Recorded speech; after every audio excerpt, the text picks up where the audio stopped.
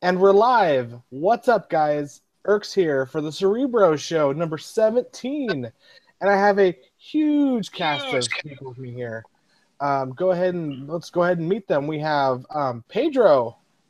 Hi, everybody. Speaking from the hotel now, so I apologize for any connection issue. We have Mike. No, not Hey guys. Magneto. Not Magneto. This is the man, Mike Mayer. He's pretty freaking cool. And then we have our big old man over there, Brandon Beasy. What's up, fam? How y'all doing? We have missed you guys greatly. We have all just been so busy. Life has been hard. Things have been going on. We've been playing Heroclix, I hope, because that's what we do for a channel, I suppose. So we're going to go over our WCO experiences and some other fun Clix oddities. If you guys can't tell, my voice is giving out already. I don't have a voice. Utah has this thing called seasons, where we get all four of them. So weather, hurts, sinuses, sickness, all over the place. But I'm going to give Pedro the show this time around. I'm going to be moderating the comment section, so you guys listen to all your fun chat and questions for the end of the video. Until then, Pedro, please take it away. Okay, thank you very much for the honor. Welcome, guys. I think everybody's pretty pumped. We already always wanted to share, our Heroclix experience. That's what I think was one of the biggest reasons for us to join Cere-Bros and have these amazing chats. I think that the chats are paying off quite well, and you guys are gonna see through as we show off to you guys. Please, if don't feel ashamed. I know you guys want. Just be gentle. Put some comments on me handling the show a little bit, and the guys what you guys thought, so I can do better whenever it's needs. But without further ado, I think we discussed something that should be cool, and we hope you guys like it. We're gonna go through Mike's experience. We're gonna be welcoming Mike and how he went through his Swiss rounds. Then we're gonna go through my Swiss rounds. Then we're gonna go to Beezy's and Erk's. And once we're done with Swiss rounds, then we're gonna cut back to me and Mike because unfortunately we stopped in the semis. But Super Erks and Super Beezy went to the whole way, so they're gonna help us through the very end and the experience of winning a WKO. So Mike, why don't you tell us what was your team first? Give your shout outs and then start with your Swiss matches on the WKO. And please, where did you play yours? I played at West Virginia, the Four Horsemen. It was my first time there. It was a pretty nice venue. It was at a mall. Being in West Virginia is like going back in time. They just, like, first off, they have a Sears. Like, every Sears around here is closed. I don't know. But it was really cool. I played, basically, I played Daniel Powell's team. It was Unimind, Forged in Blue Flame, with 3 Eternals. Typical. I played Nighthawk Prime, Carnage, the Atom. I had Supreme Intelligence on Unimind. I had 2 level 7s, Green Arrow ID, and a Nightwing ID. And I had a Symbiote, a Boxing Ring. I said that already, but yeah, it was a really good build. I was kind of expecting to go up a lot of Uniminds, but it turns out I played only 2 Unimind builds out of 7 games. So yeah, it wasn't. Yeah, so it was good. That sounds lucky, actually. So tell us, how did your match go? Did you end up winning all your Swiss rounds? Did you go 3-1? No, I went. I played the first game. I played. It was against the Unimind and a Tyrannus. I think that's how you say it. Mm-hmm. Yep. He had 2 Spider-Man, the Pogs, Serpent Spider-Mans, and 2 of the Batmans. And I guess, I mean, I just kind of called in, like, the best thing ever is calling in Hawkeye and perplexing his attack into Image up by 2, and then you just kind of go through a whole team, basically, and that's what I did. I never KO'd that many things in one turn before. It was pretty cool, but... And it also helps with the super senses, right? So that goes the first round for everybody playing Unimind in the show. Yeah. And then, then the second game I played a Unimind team. That guy, the first team I played, he had a Unimind, and I took out his whole team. So I popped his Unimind, and I got his Eternals. So I scored, I think, 550. Yeah. But that's crazy. I mean, just used to be 300 points. So, like, getting that many points to me was like, whoa. And then I played another Unimind build. He had Goblin King, Foggy Nelson, It was a really close game. He had a box, or I had a boxing ring, and he won map. So it came down to like a couple. He rolled good. I missed. I called in Green Arrow, tried to pop his Unimind in one hit, and he shape changed out of it. So he before I couldn't even make the attack. So and then he did. He called in Nick Fury, and I shape changed mine. So it was a really close game. I barely won that one. But then the third game I played Jay. He had the Shredder team. He ended up winning. That team it's so good. I will probably never play Unimind ever again and just play Shredders. Did he win Map Pro? I actually won map, and I took him to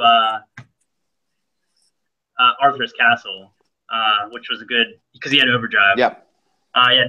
So I positioned really well in the beginning, so he couldn't take out my Colossals turn one, but I just kind of delayed the inevitable. He just sidestepped in, took out my Colossals eventually. Having a Claw Shredder that ignores elevation and it can sidestep and carry Mini Shredder is so versatile and such a good combo. But yeah, he beat me. It was all right. It was I think I got like 110 points off of him. I think I killed one of the Shredders and his overdrive. But yeah, he swept me. So after that, I was like, oh man. I have to raise my hand a little bit here because I want to know this before I see the video. Did he just like Shredder poke you to death? How do you get all your invincible and stuff? Well, I had invincible, but what he would do is just charge me and just hit me off of my clix. I wouldn't pick invincible because he wouldn't let me pick up the symbiote. So I was picking either super senses or shape change, and then thinking I was good because I had invincible on my dial. Right. And then I kind of wasn't really expecting, like, mindset wise, like I was preparing so much for Unimines. Right. And I was like, I practiced a little bit against Shredders, but not two of them, and a Nighthawk. It just kind of So it's an interesting team. I can only imagine that you're gonna have a chance if you win Map Roll and you can take his overdrive before he gets to you, because if he gets even with the invincible to avoid the pinging, the guys are not gonna die. It's gonna take a lot for them to die. His Nighthawk's not gonna allow you to kill them quicker, right? Because you could hit them in 3 hits. If you hit twice, he resurrects, and then his resurrection is an issue because he's still gonna be close to you and calling people on top of you. I think that's the main thing. Because it's not counting on the Shredders to kill you. He's counting on the people he's going to bring in with the Shredders to kill you.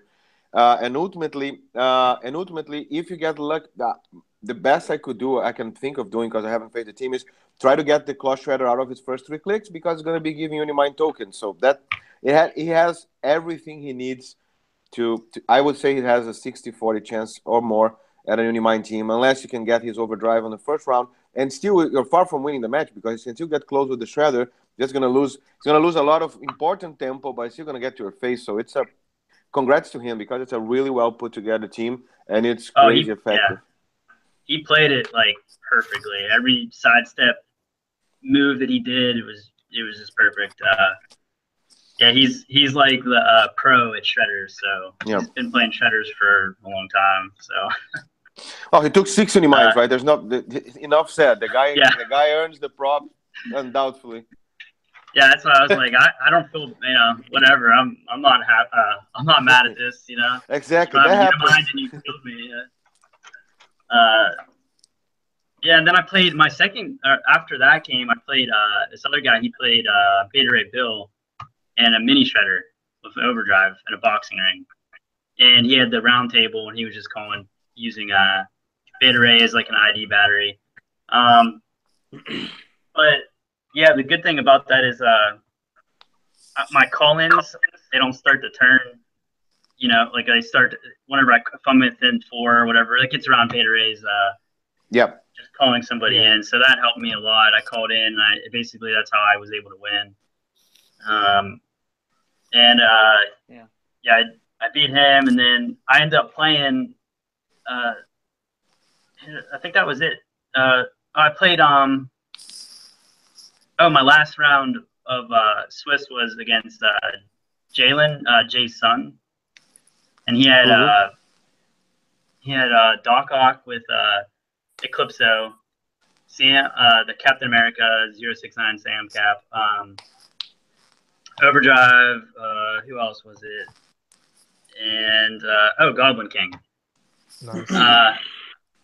And there was no avoiding it. He won map, and he took me to the casino, I think it was. I don't know. I wasn't really familiar with it.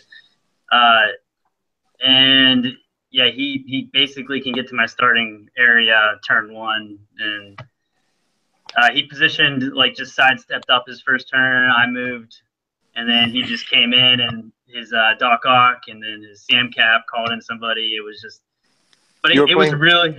Was that? You were playing Nighthawk on your team, right? You were, because Daniel Pouting had.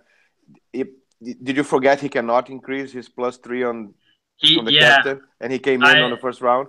He sidestepped, so he was able to get in, and then sidestep, and then I was up on the 5th. Oh, okay. You came up. You came up to the ring to get the symbiote. Fair.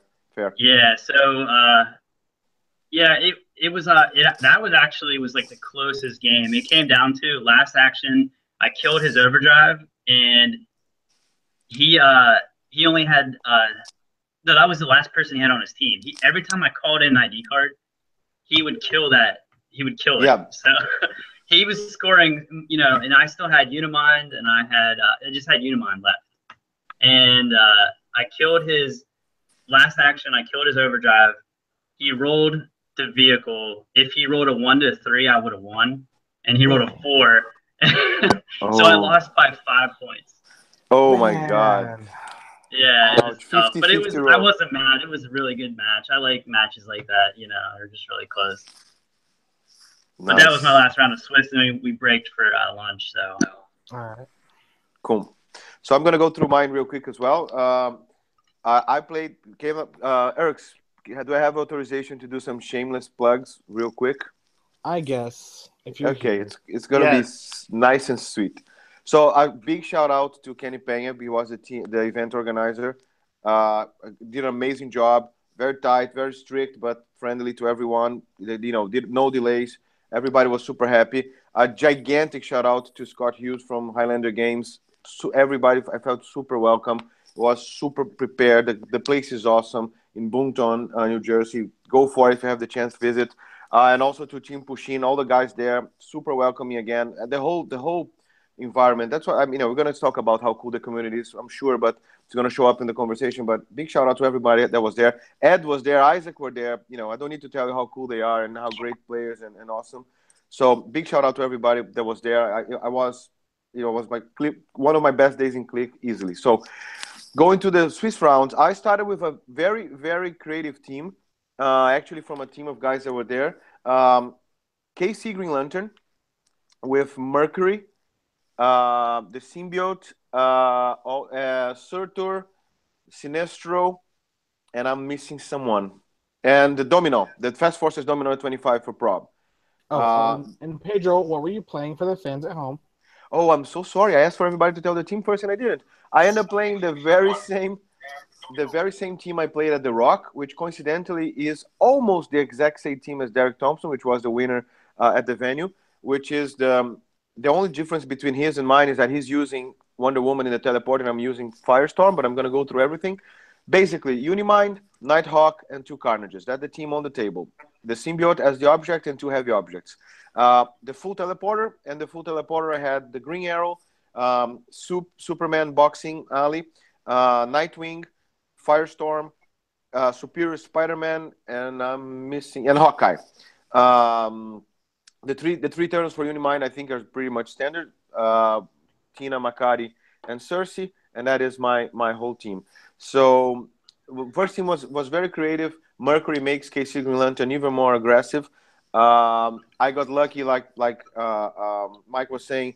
The Unimind team, if you don't come prepared, you don't have how to hide in the first round. It's after first round immunity. It is relatively simple to just get your Hawkeye out there and start taking Colossals out. So I got lucky to get that in.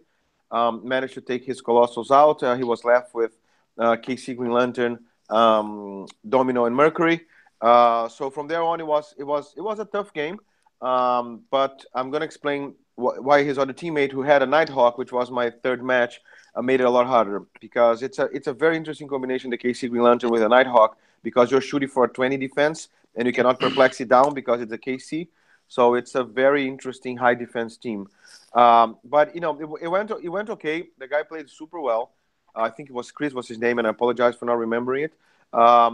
Super cool guy, played very well. Was a nice match, but I ended up winning, taking out everybody. My second match was then with Derek Thompson, which was a winner. I made him. The guy is awesome. He won, so I don't have to say anything. Super cool guy, amazing player. I did a mistake. I forgot he had the symbiote. We've been playing with symbiote the whole game, and when I had the chance to pop his Unimind, I completely forgot, and I forgot to outwit shape change, and he rolled it. So my bad. I lost fully on me. Um, third match, third match. Now against the same team from the first guy, but this time instead of having Domino, Sinestro, and Mercury, he had a Nighthawk. That one was really complicated because first he rolled 5 shape changes in a row because he put the symbiote in the KC Green Lantern. So 5 symbiote in a hole, and then when he was missing shape change, I was having to go for a 20 defense. Thank God for this. For this, at this time, I only had some chances after I managed to kill his Nighthawk. He didn't have any Colossal Retaliators, which was great and made my life even harder. Great for him and worse for me. It ended up as a very close match in which my Unimind finally managed to uh, get close to him and base him because he has a 12 movement, so he had a lot of tempo running around my Unimind.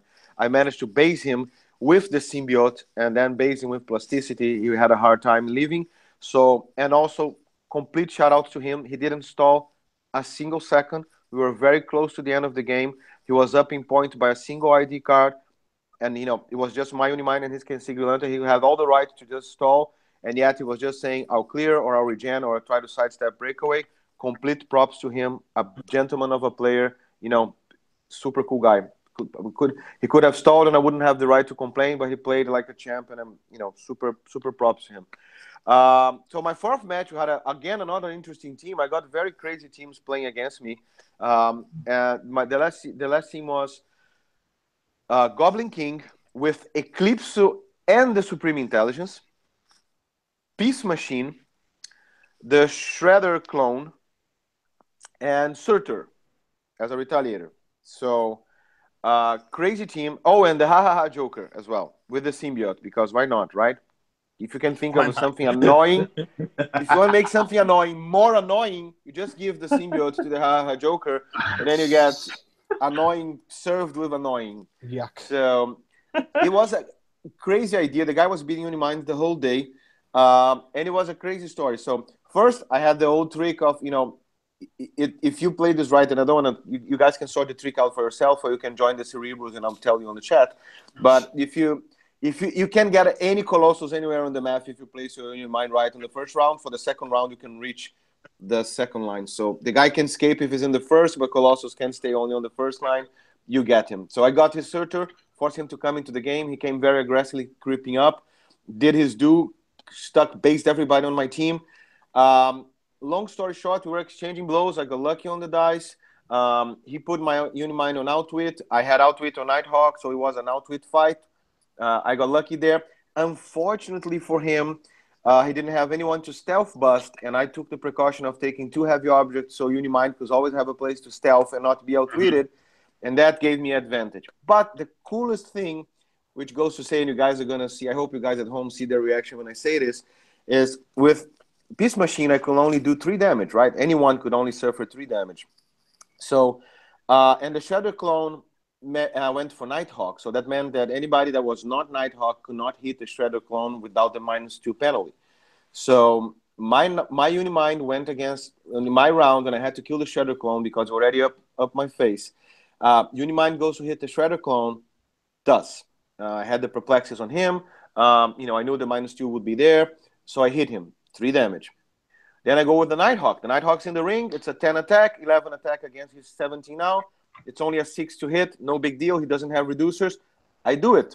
But this time he suffered a tick from Shadow Clone, so I only do 2 damage. So he was missing 2 clicks, and I only had one last guy to attack. And can you, by any chance, guess what the name of the guy was? Tony Zuko. Yep, he rolled a 9, and he killed the Shredder clone. Yeah, go Zuko. Which goes to show, and I hope Jason from the Heroclix guys are here is listening, that you cannot leave a Tony Zuko alive on the table, because that guy supports, perplexes, and kills. So he perplexes attack up to a 10. On the ring, it is an 11. He rolled a 9. Even with the -2, my. that's an 18 defense, 2 damage. Bye-bye, Shredder Clone.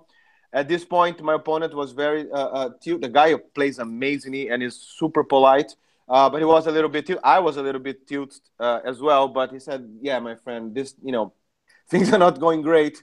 So it was just his haha Joker and the rest of my team. Everybody was alive except for the Carnages. And he very politely, we were already at the end of the game anyway, conceded. But it was a super cool game. The guy plays amazingly. Unfortunately, I got lucky. I also got lucky that he tried to roll for the symbiote to increase the Joker stats and roll the 1. So unfortunately, it was not his lucky match there.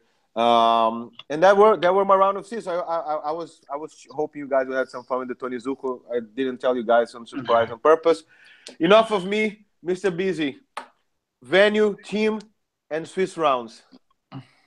So venue, I'm at Z's Toys and More in Seguin, Texas, small town east of San Antonio.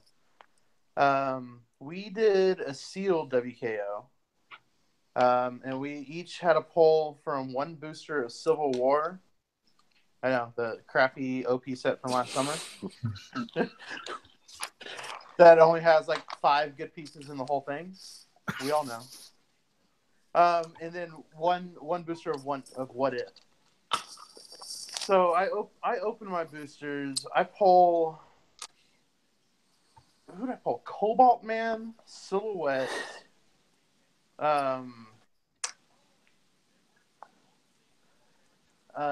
Miss Marvel,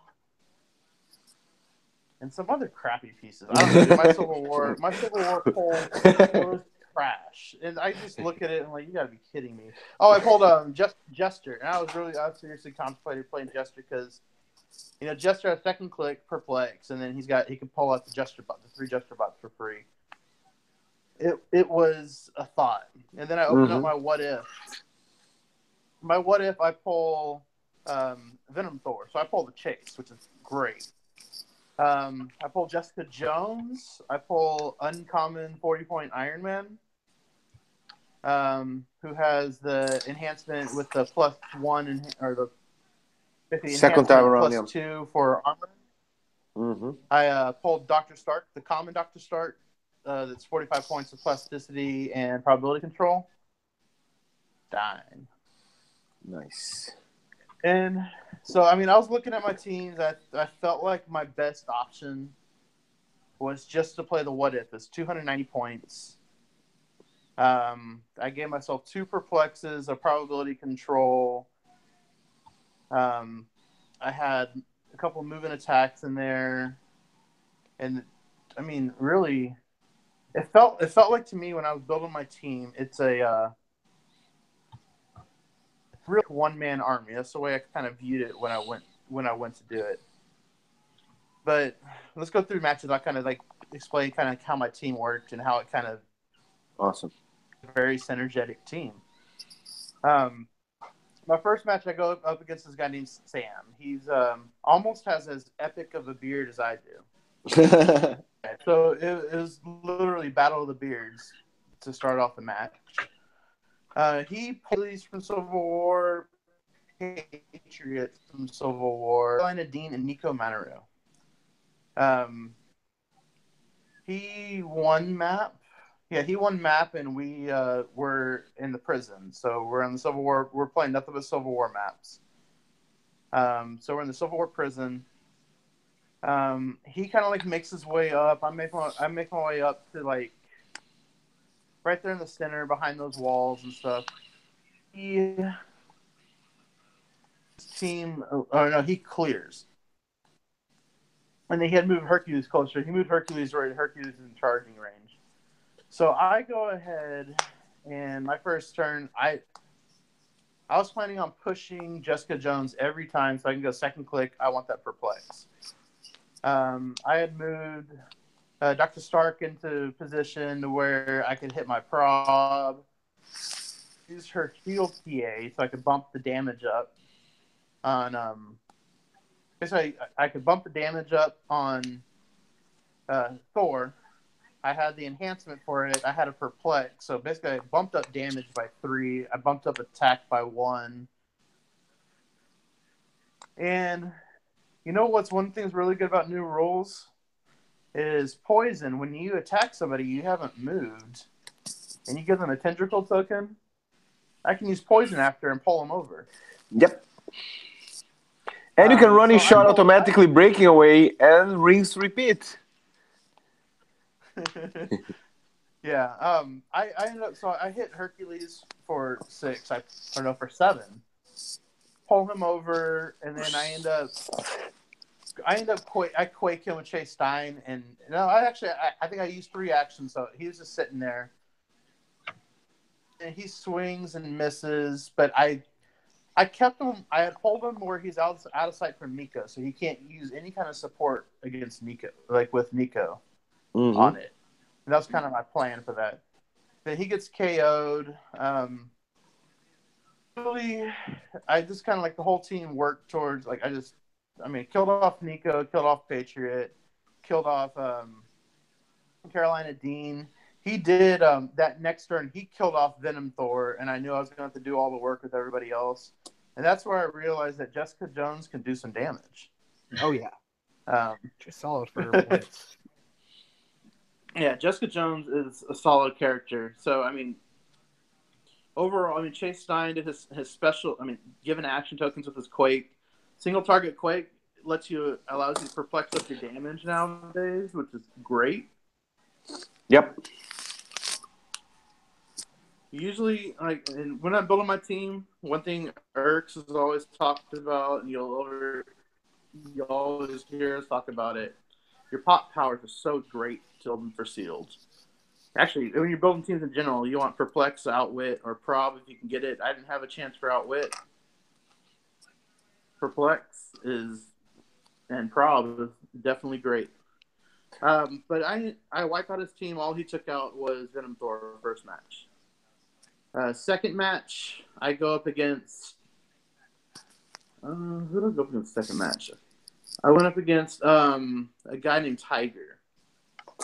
He had pulled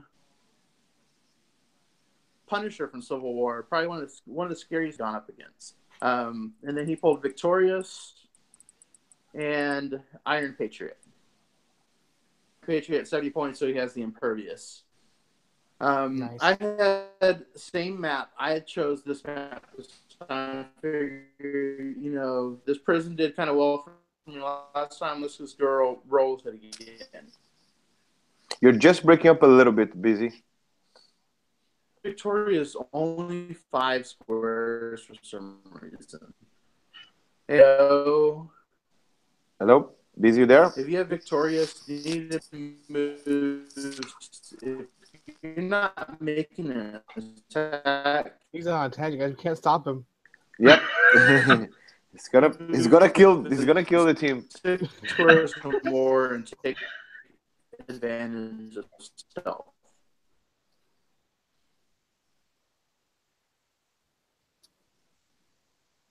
Busy? Bust around there. We lost him. He made just a slight miscalculation because with my shield TA, so I have Perplex, just where she's going to be adjacent to where I'm going to make the attack from. I had carried so I can be next to him for the damage, Perplex damage. I have Stark in range for the prob, and I running shot over. I do 7 clicks of damage on Punisher and 1-shot KO him. comes over and he crit hits. He crit hits against my prob, Dr. Stark.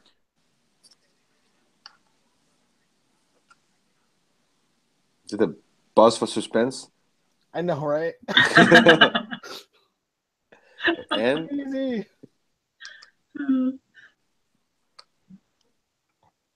we can't hear you, BZ. Awkward silences must fill void. And then we're gonna come back, and then I just single target quick him, and he died. Yeah. He's gonna come back and BZ wins. I don't know.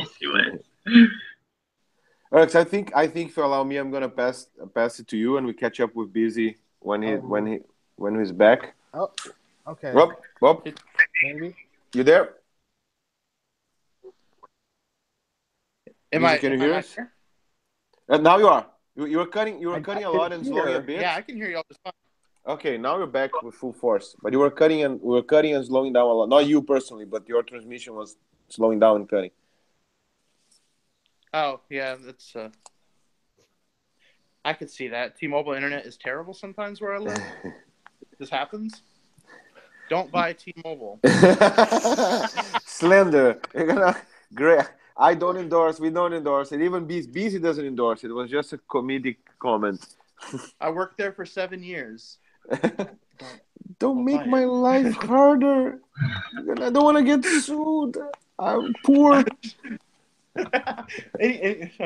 Okay, so I won my second match, completely wiped out his team. Like I said, after Iron Patriot did Colossal Stamina, crit miss, it was kind of over from there. Third match, so we only ended up doing 3 rounds of Swiss. So my third match, I go up against this guy named Vincent, and he played Punisher, founding member Iron Man, and captain, the Thor captain. So each 100-point character is from What If. Woo. That captain is really good. It's a beat. That whole team is really good. Yeah, I love that captain, man. We play on the Civil War map with the Crater.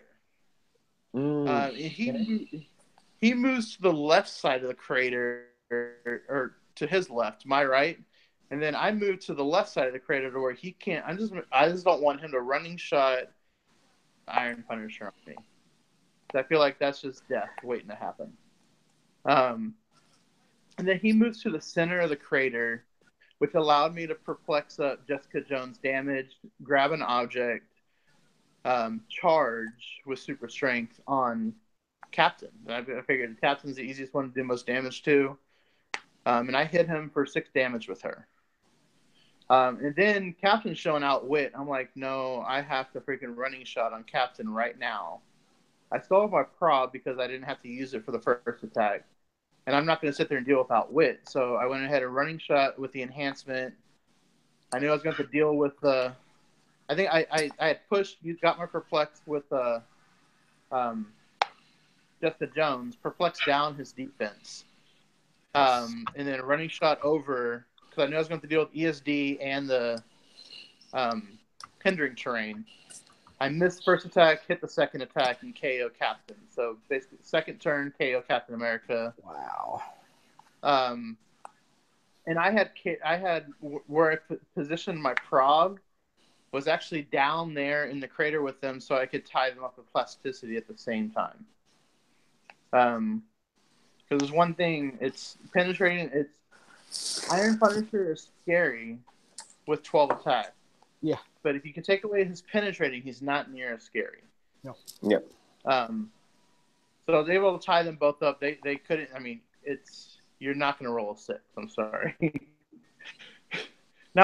You can roll 6 twice, but I'm not letting them go. And I just kind of like proceed just to kind of like take out the rest of the team. Just kind of like dwindled everything down, one attack at a time, because he was tied up with perplex, and really he was having he was having trouble hitting it against an 18, and then a 19 at points whenever I would perplex up defense while I was clearing and stuff like that. I was able to wipe out his team, and I think all he ended up taking out was all he was able to take out was Dr. Stark. But so my first 3 matches, my 3 rounds of Swiss, I was able to get complete wipes and only lose 1 character on each match. Good job, Easy. That's pretty impressive, bro. But Yep. yeah, believe me, I was feeling really good about my team after those first 3 rounds. So yeah, thank you. I think it's a great testament to don't look for the. It's not going to be the tentpole superstars that's going to do it. Find a synergic team. Know how to make your pieces better. Perplex and like you said, Perplex and Probs are great because you can sweep them around and get momentum by making each piece that you're going to have not a token or free to use or the guy's not paying attention better. You can sweep. I think that's the main utility of Unimind, that he can +2/+2 whoever, and then whoever he wants to becomes great. So of course, at the expense of being more exposed, but you are a great testament to building a team with synergy that can enjoy momentum, have your first, and it's even cooler because it's hard for your opponent to make the threat assessment, right? Who's going to pick on your team, right? I mean, you go for the main threat. It's hard to find someone that will definitely unmake your team in a single blow. Yeah, it was. I think everybody tried different threat assessment. I think everybody was confused on who the threat was on my team. Yep. Even like the first match, I didn't mention it, but like towards the end, like so we were actually KOing each other's pieces. I know. I think he only got the 90, but he was trying. Like he had hurt. He thought Iron Man was the threat, and he hit Iron Man. And I could see him like Iron Man's 1 click away. I can push him, get him on God click. I move him to the back of the map, push him to where I pen side for 4 damage with 19 impervious defense. Now he becomes a serious threat. Yeah, now he deserves to die. Oh no, yeah, he did his job. Awesome. Mr. X, following protocol, I know you're going to give us a resumed version because your voice is hurting you. So to the extent you can help us, relieve your cool moments, we would love to hear from you. Okay, so I didn't play yesterday. I played on the 4th. There was an event up in Logan, Utah, which is about an hour drive, maybe more, I can't remember, from where I live. And my buddy Jake Robinson from Rule of 3 was there. And so it was pretty cool hanging out with the Rule of 3 guys. I like those guys a lot. They have a good podcast. Who is crinkling in my show? Mm-hmm. Is that Pedro crinkling in my show? Sorry, not anymore. Okay. My mic is amazing. I just a stupid mic.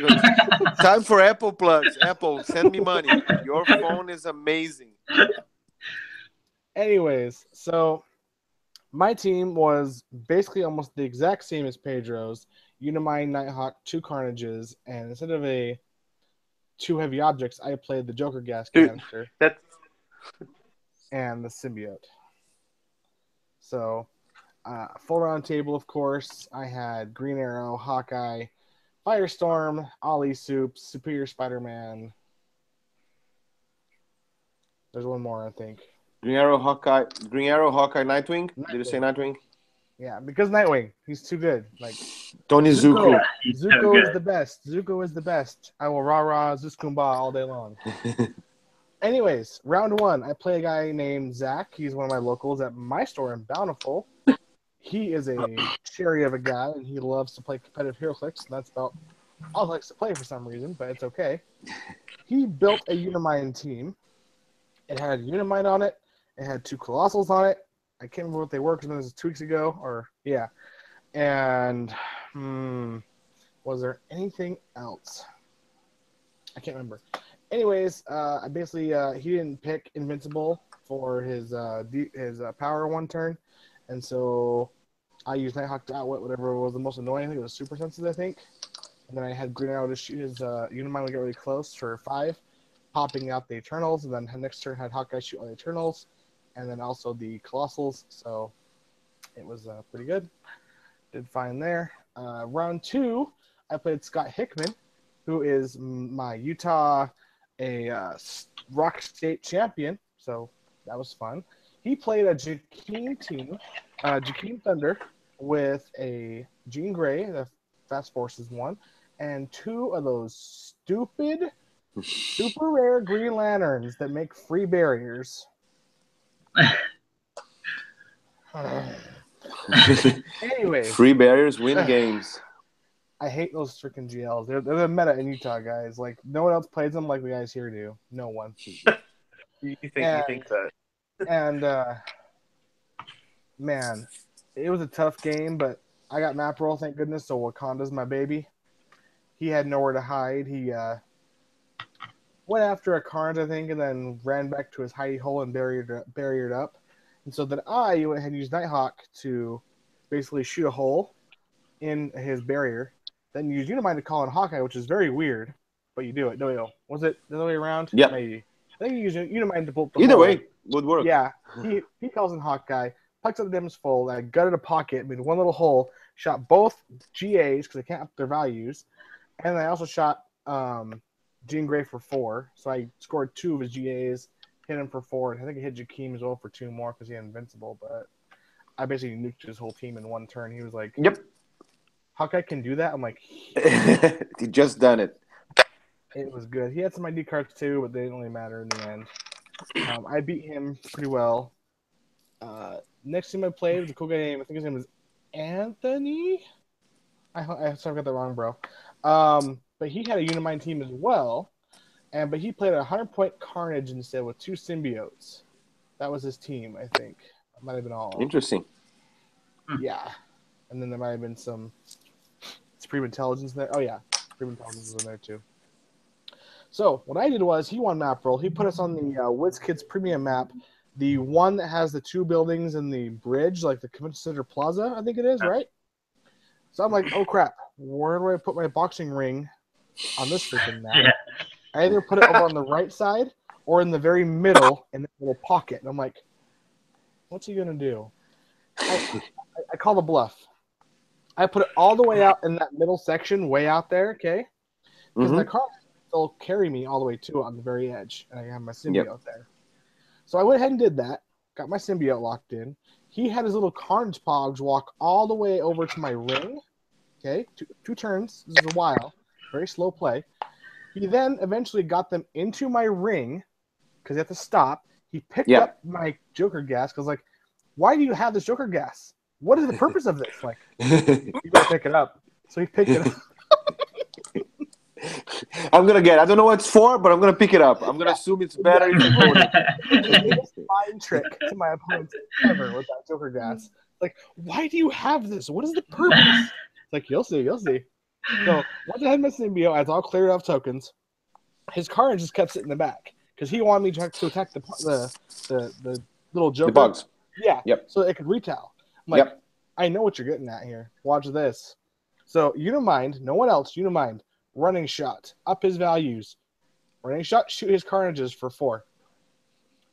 When goes retail, and his Pogs are now stuck in my ring, and I'm outside the bridge.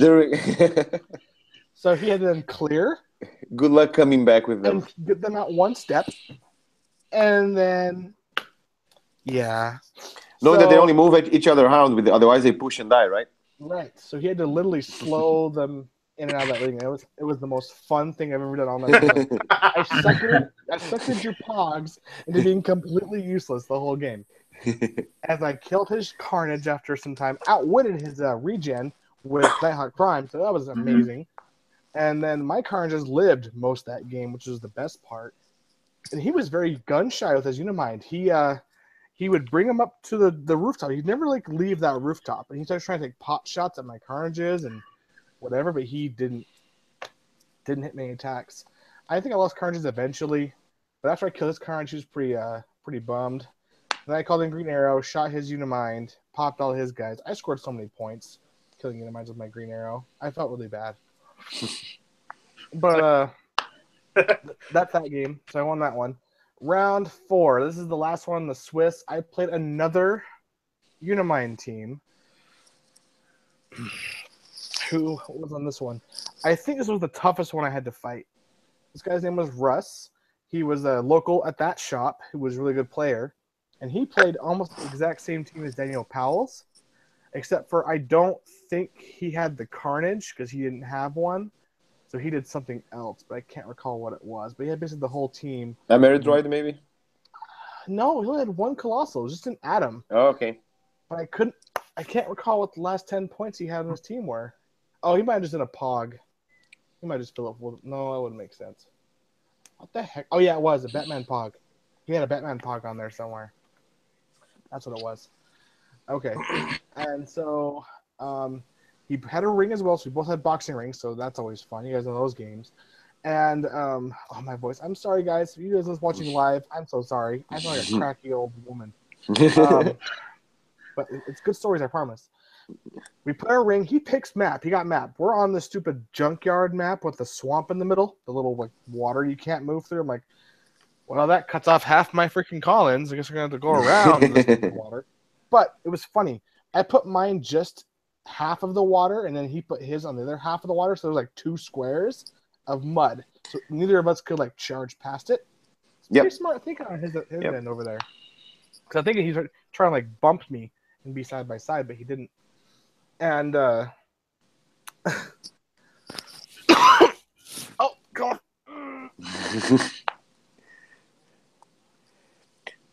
Okay. I was singing while you were out. I'm just super excited. This is so fun. Okay. So his team was gnarly, okay? He had the Atom, but he did the weirdest thing with his Atom. He put him right front and center in the ring. Not half in, not half out, just in the ring. I'm like, why? Why would you put him right there for me to shoot? I'm going to pick it up. I don't care. I don't know. I'm going to pick it up. I don't know. It's just he put it in front of his Unimind. I think to block flight of fire or something so I wouldn't shoot his Unimind. And so what I did was like, okay, fine. If you're going to do that, I'm going to go ahead and call in Hawkeye and shoot your Atom. Because I flex up his values so the ring won't matter. And then I shoot Atom. I shoot his stupid Batman Pogs. Because I've lost one of those. Those stupid little outwit Batman Pogs. Don't let them live. Yeah. Kill them.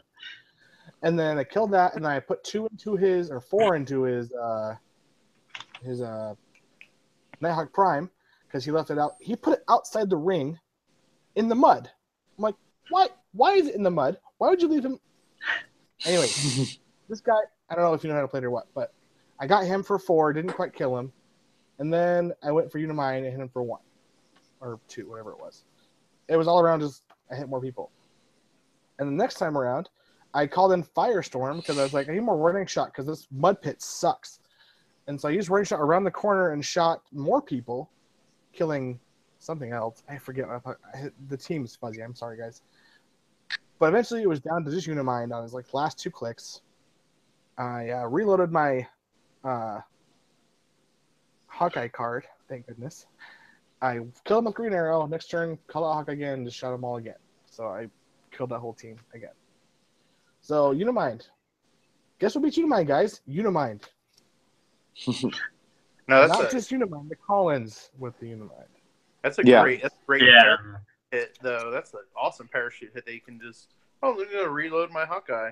I did so many reloads. I've never reloaded that many cards in a day. Wow. Okay, so after that, we cut the top 8. Yep. Oh, So no, can wait. There's one more. Hold on. Wait 1 second. Where was my loss?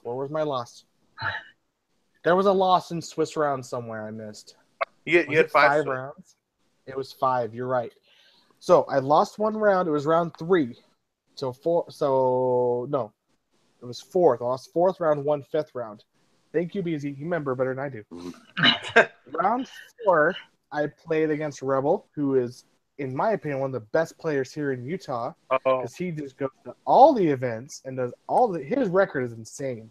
If you look at his win records, he is like 278 to like 68 losses. It's ridiculous. I'm like, you ever lose? But he's a really nice guy to get to know him. At first, I was pretty off push at first, but over time, playing with him more and hanging out with him more, he's a really cool guy. But he played a Unimind, which he hated to play, and he had to play Nighthawk Prime. He built the team when he got to the venue.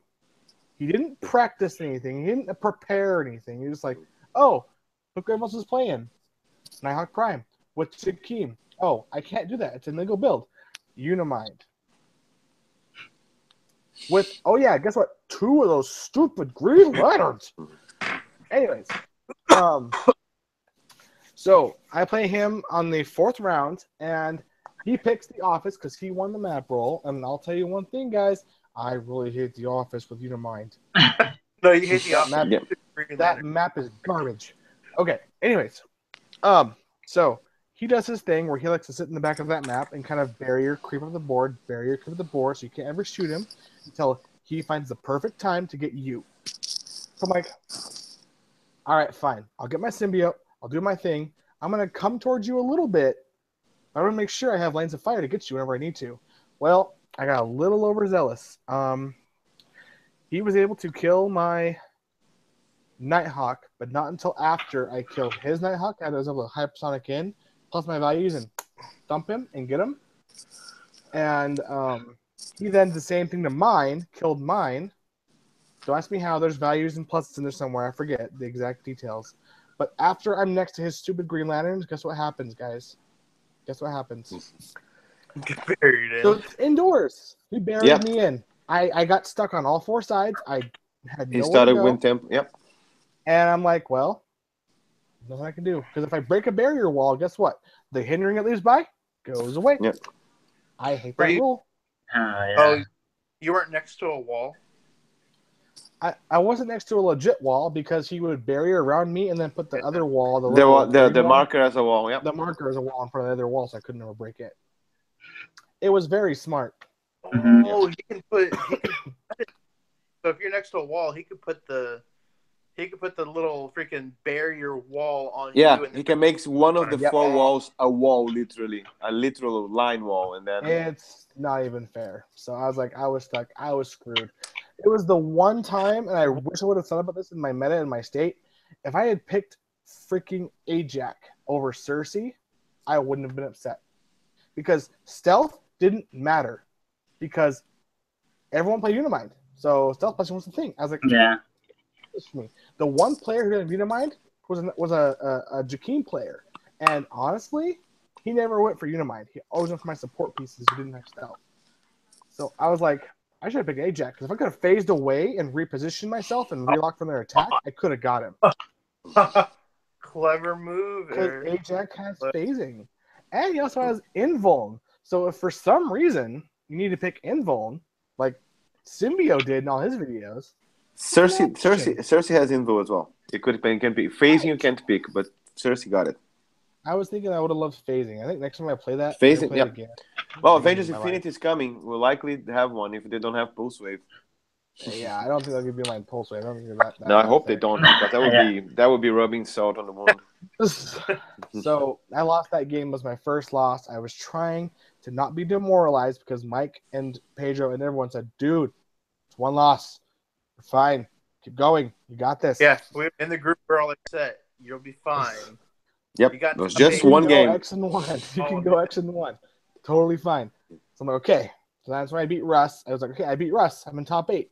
Get the record in. I was like, I think 3rd in top 8 or 1st? No, I was 1st in top 8, wasn't I? I think it was Nice. Because Rebel lost one. Yeah, I was top 1st seed. So then I played the 8th person who I lose. Who was it? Rebel? No. Maybe it was. Maybe I did. I think I played Rebel in my first top 8 Swiss round again. I did. And this time I got map on Wakanda, and I put the freaking boxing ring on his side of the map. To break the walls? To clear the walls? Yeah, to clear the little cats out of the way. He's like, why'd you do this? I don't want those cats. No. You can have a little barriers in the back, but... I chose this cat on purpose, and you just killed him. So, because he picked, of course, the one with the cats and the 2 walls, right? Everyone else does. No one wants those freaking hindering markers. I'm like, I'll just sit back here. I'll get my symbiote in the plant life. Well, I had to put it out on the side because I can't put it in hindering terrain. Yeah. Wait, can you? No. No, I don't think for the beginning. Only the object afterwards, but none of the special object in the beginning. Yeah. Okay. So I put it over the side. It was fine. And so I didn't go out so far. And my Colossal stayed way back. So I remember he could shoot my Colossals because he has no Unimind. So I'm like, I'll keep one back and take one with me to carry, and I'll have my Hawk kind of inches way over there. It was fine. I got my stuff. And then I moved forward, and he kind of got on my ring, thinking he'd be safe on my ring. He was not safe on my ring. I took out Unimind to win this game. It was hard. He kept his freaking Green Lanterns back like he always does, and he had Nighthawk out behind on the ring behind Unimind. So I had no choice but to end Unimind. But he would do the stupid thing where he'd have both GLs barrier up on that ring, like just really just keeping him in there. And I was like, okay, you left one wall in front of Unimind. Why did you do this? So I moved forward a little bit to a point where I could have Nighthawk, and Unimind in a certain area to kill the wall, shoot Unimind dead, pop out Eternals, and go crazy. The best thing that happened was when he attacked me when I cleared, he attacked me with Unimind and he hit. I probbed him because I picked prob. Very, very dangerous move for me to pick prob on opposing turns, but I did because I felt that it would help me. He re-rolled it and he missed. He freaking crit missed. He critical missed, putting him on 2. I'm like, yes. Guess who's coming? So I was like, hey, you have no more invincible. You better pick the right powers, bro. It's going to be real nasty for you. And so out comes my Hawkeye. I outwit his defense power. Whatever he didn't pick, whatever. He picked prob. I had Hawkeye just nail him. Got him to a stop click. I was like, oh, crap, you're under stop click. I'm like, oh, no, what have I done? I messed up. I totally goofed. Forgot about the stop click. Should have called Green Arrow. And so I'm like, oh, I just lost this game. And then I clear. He, on his turn, had 1 token. He says, what am I going to do? Stalling, like usual. And he's like, I'm going to regen. I'm going to roll my dice and regen. Like, you're on stop. You get -1 to your roll. Guess what he rolls? Oh, my God. Yes, he's on 2 tokens. He's on 2 tokens. No regen. I'm like, this is it. And then I'm on my slot again where Hawkeye reloads. I reload Hawkeye. Ooh. And then have Nighthawk Prime sidestep, blow out the wall pushing. No, sorry. Unimind blows out the wall. Nighthawk Prime outwits him. And then, because he had something. And call in Hawkeye. And then I shot him, got him. Had prob and perplex on him, so he's all buffed out. Then he had the barriers begin, right? It was the most weirdest, clutchest, like, barrier grouping you've ever seen on a boxing ring. I'm like, you have 8 barrier tokens on the boxing ring trying to keep your Nighthawk Prime from dying because he didn't want to die. And so he put the Eternals on the ring behind those barriers. There's enough squares you could fit them all on there. And I was like, oh, crap, I can't ring shot around far enough to get to the edge of the thing. So I'm like, okay. So I'm going to running shot to the edge, hop off, take a shot at one of the Green Lanterns back on the way back because he's the character bases. And then because I couldn't quite see something. I think I shot 1, but couldn't see the other one. Yeah, I shot 1, got him. Shot the Green Lantern in the back to keep running shotting, hopefully, and move. Got the Green Lantern for 4, killed that one, and then went around and got the other one. So within 5 squares of Nighthawk Prime. It was awesome. The coolest play. I couldn't even show it to Mike later when I showed him how I did it, but it was great, guys. Okay, moving on. Running out of air. Okay, hold on. Top 4?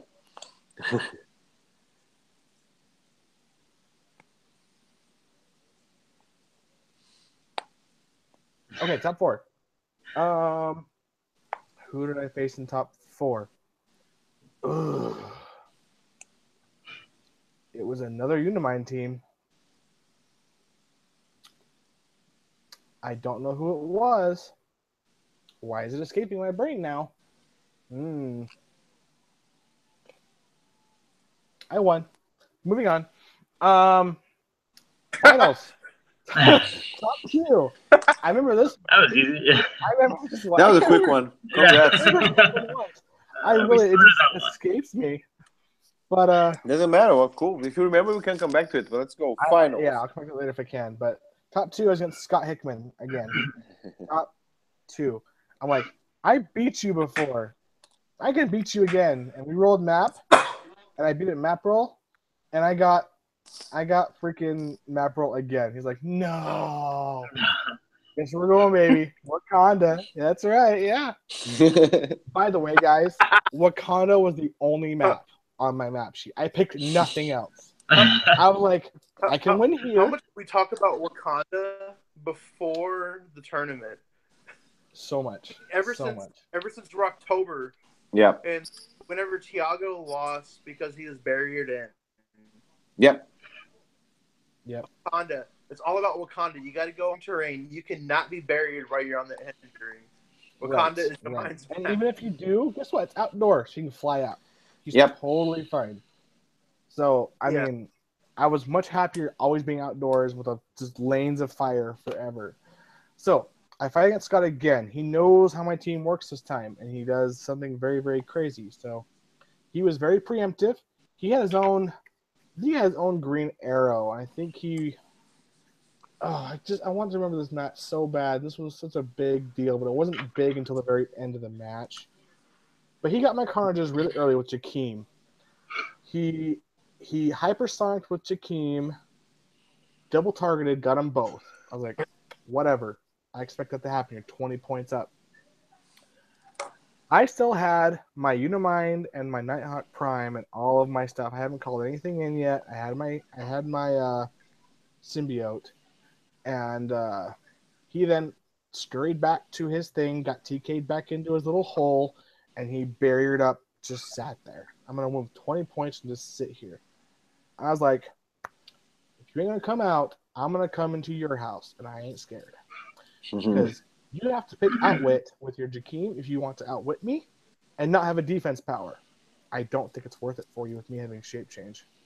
So I'm going to go ahead and move all the way up there, carrying Nighthawk Prime with me within 6 squares of your little barrier house you've made. He's like, oh boy.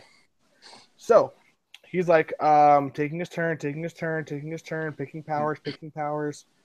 Hasn't picked powers yet. Taking out his turn. Typical Jakeem. I hate Jakeem players. They can't pick their powers. I'm like, come on, guys. Yeah. It takes 50 seconds at minimum. Just pick powers. You know what you want. If you're going to attack me, pick defensive powers. Duh. Easy. Okay. So he picks his powers. Has to clear Jakeem because I think he was pushed out for some reason. He clears, and it's my turn. Okay, barriers. We're gonna get to this dumb barrier crap we got here. So what I do to get up in points is I have Nighthawk Prime blow out a wall. I then outwit Jakeem, his prob, I think, or one of his defensive powers, I'm pretty sure. I have Unimind call in Superior Spider-Man, who's my man now. I will never, ever disregard not using Superior Spider-Man ever again. Jack him up to a 13-5. He runs into this freaking thing with prob on backup, with his own prob on flurry. Runs in. He punches one Green Lantern for 5. Dead. Hits freaking Jean Grey for 5 with knockback just to make sure she dies. The end of the game. We're getting real close to the end of the game. I have Unimind over here. Okay. Then over next to his stuff is Spider-Man. And then I sidestep my Nighthawk Prime next to Superior Spider-Man, giving him more targets if he wants to get more points off me. Because right now I'm ahead of him in points because I use call-ins. We're like, I think I'm now 90 to his. Oh, he scored more points somewhere, I think. Maybe. I'm not sure. Maybe he's at 20. Did he kill Colin? He may have killed Hawkeye. 25, maybe? just for you, Colin? I think it's 25 he was 30? at. If he had killed my Nighthawk Prime, he would have been up by 5 points. I think. My math's a little fuzzy. Maybe he killed It was really close. Either way, if he had to make one kill to beat me, I'm not sure where it was, but he had at least 2 or 3 call-ins for me, and I had his 2 figures, and he had my Colossals. That's where we were. I'm sorry, guys. It's really fuzzy from being this long back, but I think if you stick around listening. Fuzzy was there? No, awesome. not Fuzzy. If Fuzzy was there, I would have won a lot faster. Trust me. He would have been very distracting. But so Scott's now. It's his turn. Judge calls time. Final turns. They give us turns on actions. I love rounds, so it's fine. Scott had He was second, so it's his last turn. He puzzled out this turn how he was going to beat me for 15 minutes on this last turn. I crap you not. I was like, dude, it's not hard. I almost gave it to you. I didn't even realize I did that. He could have picked Sidestep Flurry with Jakeem. He had Prob, 10 and 3 damage, okay? Because I hit him. I hit him with someone earlier on. And I'm like, go attack my Nighthawk Prime. Risk the shape change since he presents this. If I miss, you kill him. He wouldn't take the risk. He instead says that the other way, picked Outwit, I think. He outwitted something on my Superior Spider-Man, maybe? I don't know. I was really confused at this move. He calls in Green Arrow, Chase Green Arrow, adjacent to his Jakeem Thunder and my my Nighthawk Prime. Nighthawk Prime. And then there's a square between Nighthawk Prime and Superior Spider-Man, right? And that's where he's like, okay, now I'm going to RC up because I'm next to your Nighthawk Prime and shoot your Spider-Man. I'm like, how? From adjacency? He shoots the character bases. Yes, he does. But not out of adjacency. But not adjacency, yeah? Different things. He's like, can you take that all back? I'm like, no. No. I know why. Because earlier in the match, this is where extra points came from. I called in Hawkeye way too early and didn't have the range to shoot him with him. I miscounted my range. Oh, okay. And so I asked him to take back my call in from Hawkeye. He said, no, this game's too important. I can't take it back. I'm like, are you serious right now? And what, it was before the running shot? Just placing? This was like turn 4. I tried to. No, but I mean, before you running shot it with Hawkeye, or you just placed it and didn't running shot, or you run shot, found out there wasn't the range? Yeah. I counted out and everything, right? And I was one square off because I had my Carnage over here who retaliated and broke one wall. Oh, he killed one Carnage. I tried to retaliate on him, and I hit him, put a spawn out, broke a wall, but I broke the wrong wall. I broke the wrong barrier. And so I'm like, oh, shoot. And so I went to go do the call-in and running shot. I'm like, oh, I can't hit no one. I missed count. Can I go back and recount the big squares? Like, no, can't go back. It's too important to me. I'm like, okay. If that's how it's going to be. And then when that happened, we called this Green Arrow. I was like, in my mind, what goes around comes around. You know, yeah, you called. You called. So I didn't want to be that guy. I want to be a friendly game because I love Scott. He's a cool guy. He always comes around and plays in our venue. He's just so fun to play with. But I was like, dang. And so all I had to do was just take the flurry sidestep with Jakeem and try and kill my Nighthawk Prime and just didn't want to take the chance or risk. But all in all, I won that game. It was like 95 to something. It was like 40 points under me after all was said and done. So you do the math on how many ID cards I called in. But yeah. It was a good game. It was good. I felt really amazed and I won that whole thing. Awesome, man. So, congrats. Thanks. This is no easy feat. So I'm gonna pass. So since we're doing the way back around, I'm gonna pass to BZ then to tell us how was his climb to the ultimate stage of winning. All right, so we hit top 4, and they decided matches. They just in top 4. They started matches up 1 versus 3 and 1 and 3 versus 2 versus 4. I was like, okay, that's odd. Like, I won my friend Matt. So y'all met Matt from Austin at Rocktober. He's a great player. I met him. Really cool guy. He came down. We were playing next to each other almost the whole time. And I swear, he looked over at my team and was like, "How are you 3-0?" What are you doing here? Looking at the team, like, I don't understand how you get 3-0.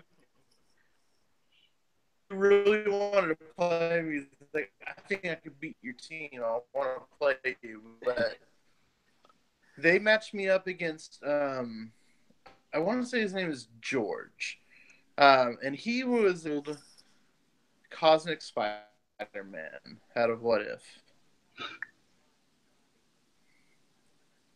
And he was probably Cosmic Spider-Man I feared anybody out of that whole seal that was going on there. I did not want to go against Cosmic Spider-Man. I don't think I've had a match where I've beaten Cosmic Spider-Man yet. And with 115-point Dr. Stark. So the Dr. Stark, right? I believe, or is he uncommon? I don't know. He's the one that says that characters within 4 squares can't use penetrating psychic blast, pulse wave, or penetrating psychic, or I already said Pensai. Exploit, maybe? Let me check.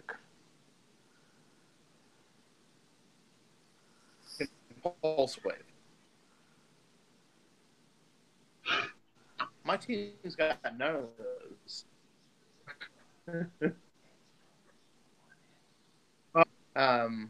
So I win map roll, and I bring us back. Can you hear me? Yep, that's the uncommon one, busy. Dr. Stark 22 Hello? uncommon, can't use penetrating, precision strike, or pulse wave. Yeah, Within yeah, first okay. square. Yeah. Okay. So I take us to the. I've been having good luck on prison map, so I take us to the prison map.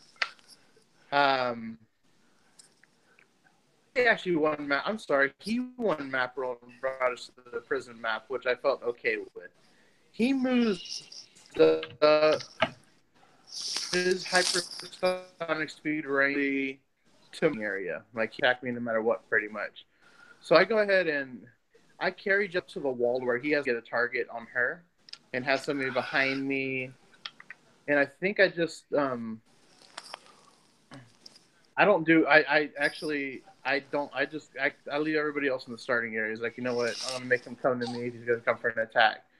He goes ahead and takes put a clear to Spider-Man right there. He goes ahead and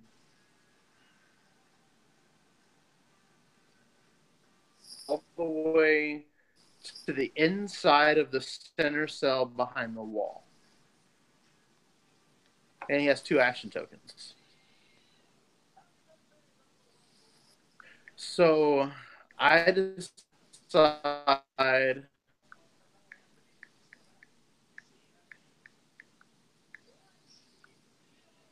I want to push Jessica Jones anyway, so I can have her.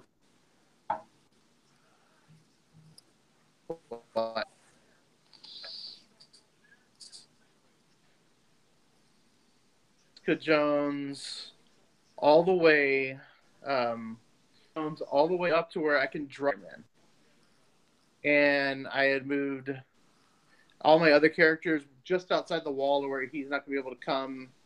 I mean, he wouldn't anyways, but that way he can't come up and cover that. His characters on that next turn. His doctor starts to like kind of back out of the match. He clears. I believe I take my shot right there. So I perplex down and defense with Jessica Jones.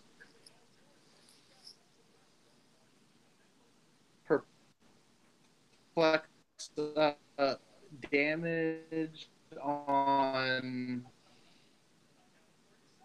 I position Iron Man to where he's going to be adjacent to the square that I'm attacking from, so that way. And I also position me where he's going to sit himself. So that corner. And so I hit him for 6 damage. I have my prob there in case I need it.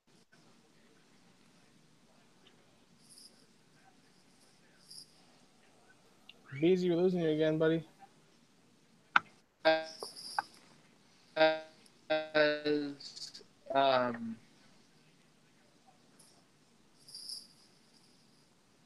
And he misses his Beezy, pause for a second. Beezy. Yeah, more wave. Hey. Wave. And then, so what happens after that is I can't tell. 1, 2. That's another action, and I. Yeah. Yes. Yeah. Eric, am I going slow? Yes. I bring I sidestep and I Eric, Yes. what, Hi. can you hear me? Yeah. Can you hear us? Eric, back. Check, Am check, I check. just slowing down? I Yeah. sidestep high. Okay, I sidestep Chase Stein in. Yes, I hear y'all fine. Yeah, Cool. Wow, we're getting some way bad feedback. I hear you. Delay. I hear fine. Really Is bad it? delay. Hmm.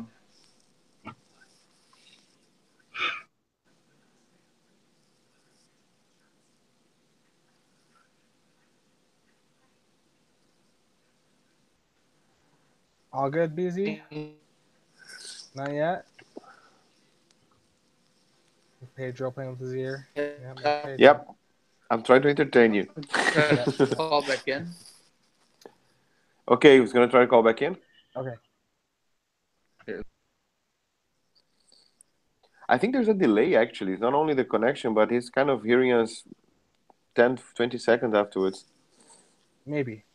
If he goes voice only, I might help him out. We'll see. Yeah. We lose the beard though. You need to understand this trade-off better. It's kind of the Alpha Strike's iconic beard right And there. mine's gonna take a while to get there, so it's not gonna catch up on this show. I was gonna say, yeah, someone mentioned your beard. It's going down tomorrow. Don't I have you to love go my work. beard? Yep. course As you I love was your saying, beard, we were BZ. saying that without the Okay, image, am I back? there's Can more y'all hear chance. me?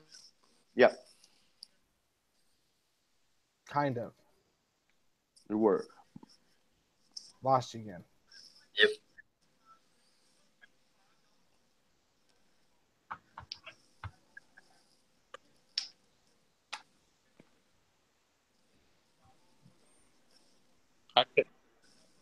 I couldn't.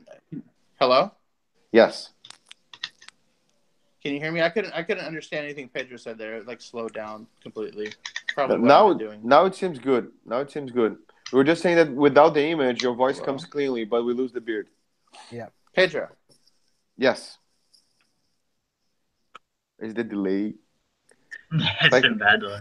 he's in the land of 30 seconds Lost ago. again? I think we're in a delay. We're right here, and you're I like don't know here. what to do.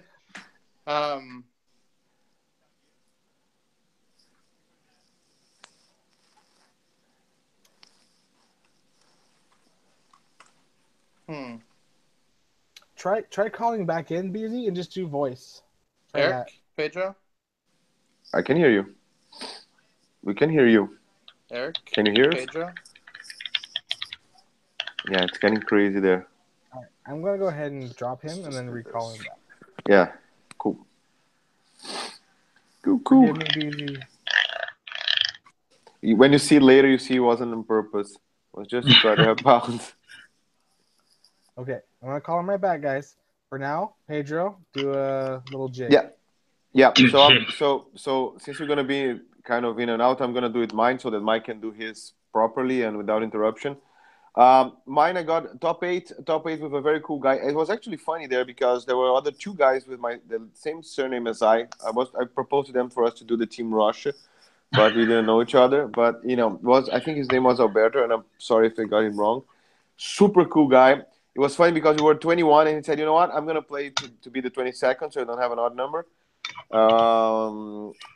And the guy made the top eight. That's how good the guy is, and he was playing a cool team. It was Goblin King, Unimind, and three Pogs, two Serpent Spider-Man, and one Ape Batman. Ape Batman. And very cool.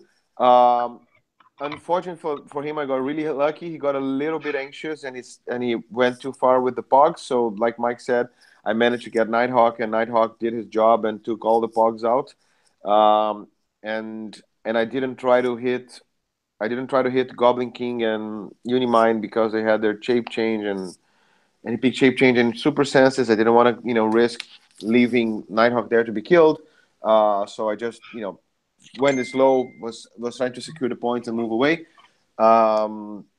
Did it. Then it was just Goblin King and Unimind. I'm unlucky for him. And here's the pot calling the kettle black, because I don't want to. I'm far from being a super experienced player, but he calls in Nick Fury, and he forgets to call Nick Fury um, in the hindering terrain that was right in front of him to make benefit of his stealth, and the fact that he ignores hindering terrain, so you can always call Nick Fury in hindering terrain because it's not going to affect anything for him. Well, it will positively because he'll use stealth at the very least. And you try to shoot Nick Fury, but instead of Nick Fury my Unimind, because I had Nighthawk there and it would just hit me for some damage, he went for the Carnage. Of course, he kills the Carnage very easily, but he leaves Nick Fury in an unhindering terrain, so I just had to move Nighthawk to outwit his shape change and just deal 6 penetrating with Nighthawk with Unimind. So that's 120 points right there. And then he calls someone else with Goblin King, which I kill again. Eventually, his Goblin King is just standing there, and Hawkeye does the job. In this very moment, this is the only game ever that I played with Unimind to date in which I managed to do a Colossal Retaliation. And talking about inexperienced player, I forgot to do mine because I never done one with this team. But that was okay, because at that point in time, it was his Unimind alone against my full team. And it was just a matter of a couple more rounds. The guy was really cool. And I went to top 4. Top 4 was against Derek Thompson again. It was funny. We just rolled for initiative because we wanted to play the same map. I started. We did the same dance. My Nighthawk killed his Carnages. His Nighthawk killed mine. I got a little bit lucky because he missed his attack on my Nighthawk. I did not miss on his, but he played very, very well. He got his Unimind close to my Unimind and Nighthawk. His only calling different this time made a difference because he has 2 guys with Barrel Fury, which I didn't. I only had 1, and unfortunately for me, when I didn't have Battle Fury, he didn't perplex a single time. He kept his shape change, and he rolled shape change time and again. So when the gods want someone to win, and not taking anything away from his victory, because as expected, he's a super pro, and he was amazing, and he closed the gap, and he had a team that had the one single piece that made a difference. So all props to him. He won the game by himself. He's a super awesome player. But since he was kind enough to say, yeah, you got it better, but the dice gave you away, I'm gonna take the opportunity and just repeat it because he allowed. So, but anyway, the guy played amazingly, and he proved he was the real deserving champion of the day when he played his final against Brian. Brian had an amazing. That's one of the questions that I'm gonna make everybody. What were the crazy teams that they saw that were different? Because I see a lot of people asking about Unimind, and I don't think he's that big of a thing right now, although he's big. But then he played against Brian. Brian did an amazing match. Brian had a weird team. His battery call-in was weird. That was weird that it was weird, but it was weird. But it was an amazing game. So Busy, we're gonna come back to you if you're back with us. I'm here. Can you hear me? Yes. Yes. Okay, good. I can see all y'all in video now. It's amazing. All right. So I was talking about. So I hit Cosmic Spidey for 6 damage. He misses Impervious roll, and then I sidestep Chase Stein in and do Quake, which does no damage, but I just wanted to give him an action token that turn, so that way, if he hit somebody, he would have 2 action tokens. And he had actually, then he moves Dr. Stark in between Cosmic Spider-Man, Dr. Stark, and Jessica Jones, where Jessica Jones can't perplex down defense anymore. And then he tries to hit, he tries to sidestep breakaway against plasticity. He was kind of upset that I didn't tell him I didn't have plasticity. I'm like, it's right there on the dial. But he missed. I mean, it's like you wasted a sidestep. It's not like he tried a running shot because he has running shot right there. It's not like you tried a running shot breakaway. No, he had sidestep. I'm sorry. It's like this is your only option is a sidestep and you miss the breakaway.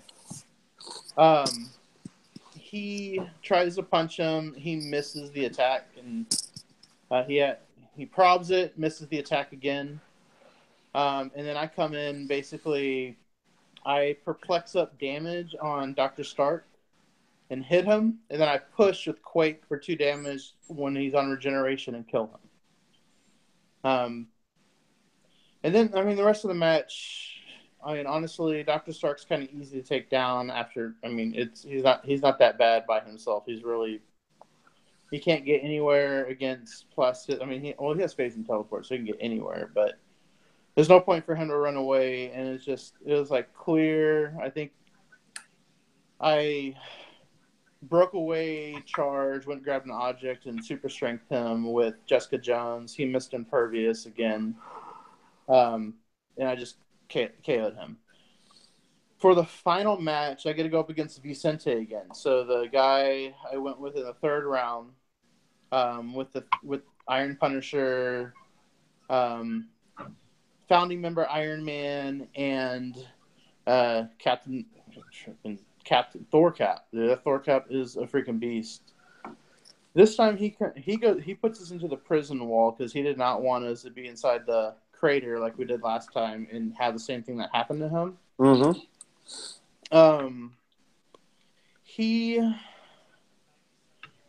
He moves up to basically his 3 characters along that back wall, and then I move my characters up just outside of his running shot and charge range. He can't really run. He can't running shot me. He can't charge me. He goes ahead and clears. I decided to take my chance. I actually push Venom Thor to running shot and destroy the wall. That's on the side of him, and I was kind of planning I'm going to get plasticity over there and charge. I'm like, wait, that's not going to work. So I was like, well, whatever. I'm going to do this anyways. I positioned Dr. Stark over there. I charge on his Captain America with a heavy object for 6 damage, like I did in the first time. Which gives him outwit. I'm hoping I can tie him up. He'll miss a sidestep breakaway, and he won't be able to outwit because of where the wall is, the character, and she is. He hits his sidestep breakaway. There's nothing I can really do about it. He sidesteps away. He outwits her special defense, so I don't have the super senses. And then he hits her with Iron Punisher. Where he made a mistake is he had sidestepped directly behind Iron Punisher, where he can't do range combat expert anymore on her because he can't get line of fire to her. But she's nearly useless. She's basically just there to kind of take up actions after that. And I had positioned Dr. Stark around so I could not tie him up. I think I moved him over to the corner. I had moved Iron Man over there, and then I had got Chase Stein close up to where he would be adjacent. The next turn, he ends up KOing her. I'm sorry, no, I did. I moved Dr. Stark over to go tie him up. He KOs her. He uses Force Blast to knock Dr. Stark 5 squares away. Nice. So then it was terrible. So then it gets me in a position where Dr. Stark has 2 action tokens. I can't get him into a range for probability control on an attack. I'm like, you know what? Thor's got 12 attack. I perplexed up his damage, and I try to go in there, and I tried to hit Iron Man. He's the only one I can kind of get a line of fire on. No, I had to hit Captain right there. So his Captain was still alive. My Jessica Jones is dead. I hit Captain, KO Captain. Nice. And then he sidestep range combat expert with Iron Man's special ability. So Iron Man has a special ability before he makes an attack. You can choose an attack does knockback. You can choose +1 to attack. So he RCEs and does the +1 to attack. Targets Venom Thor. I miss my shape change and hits him.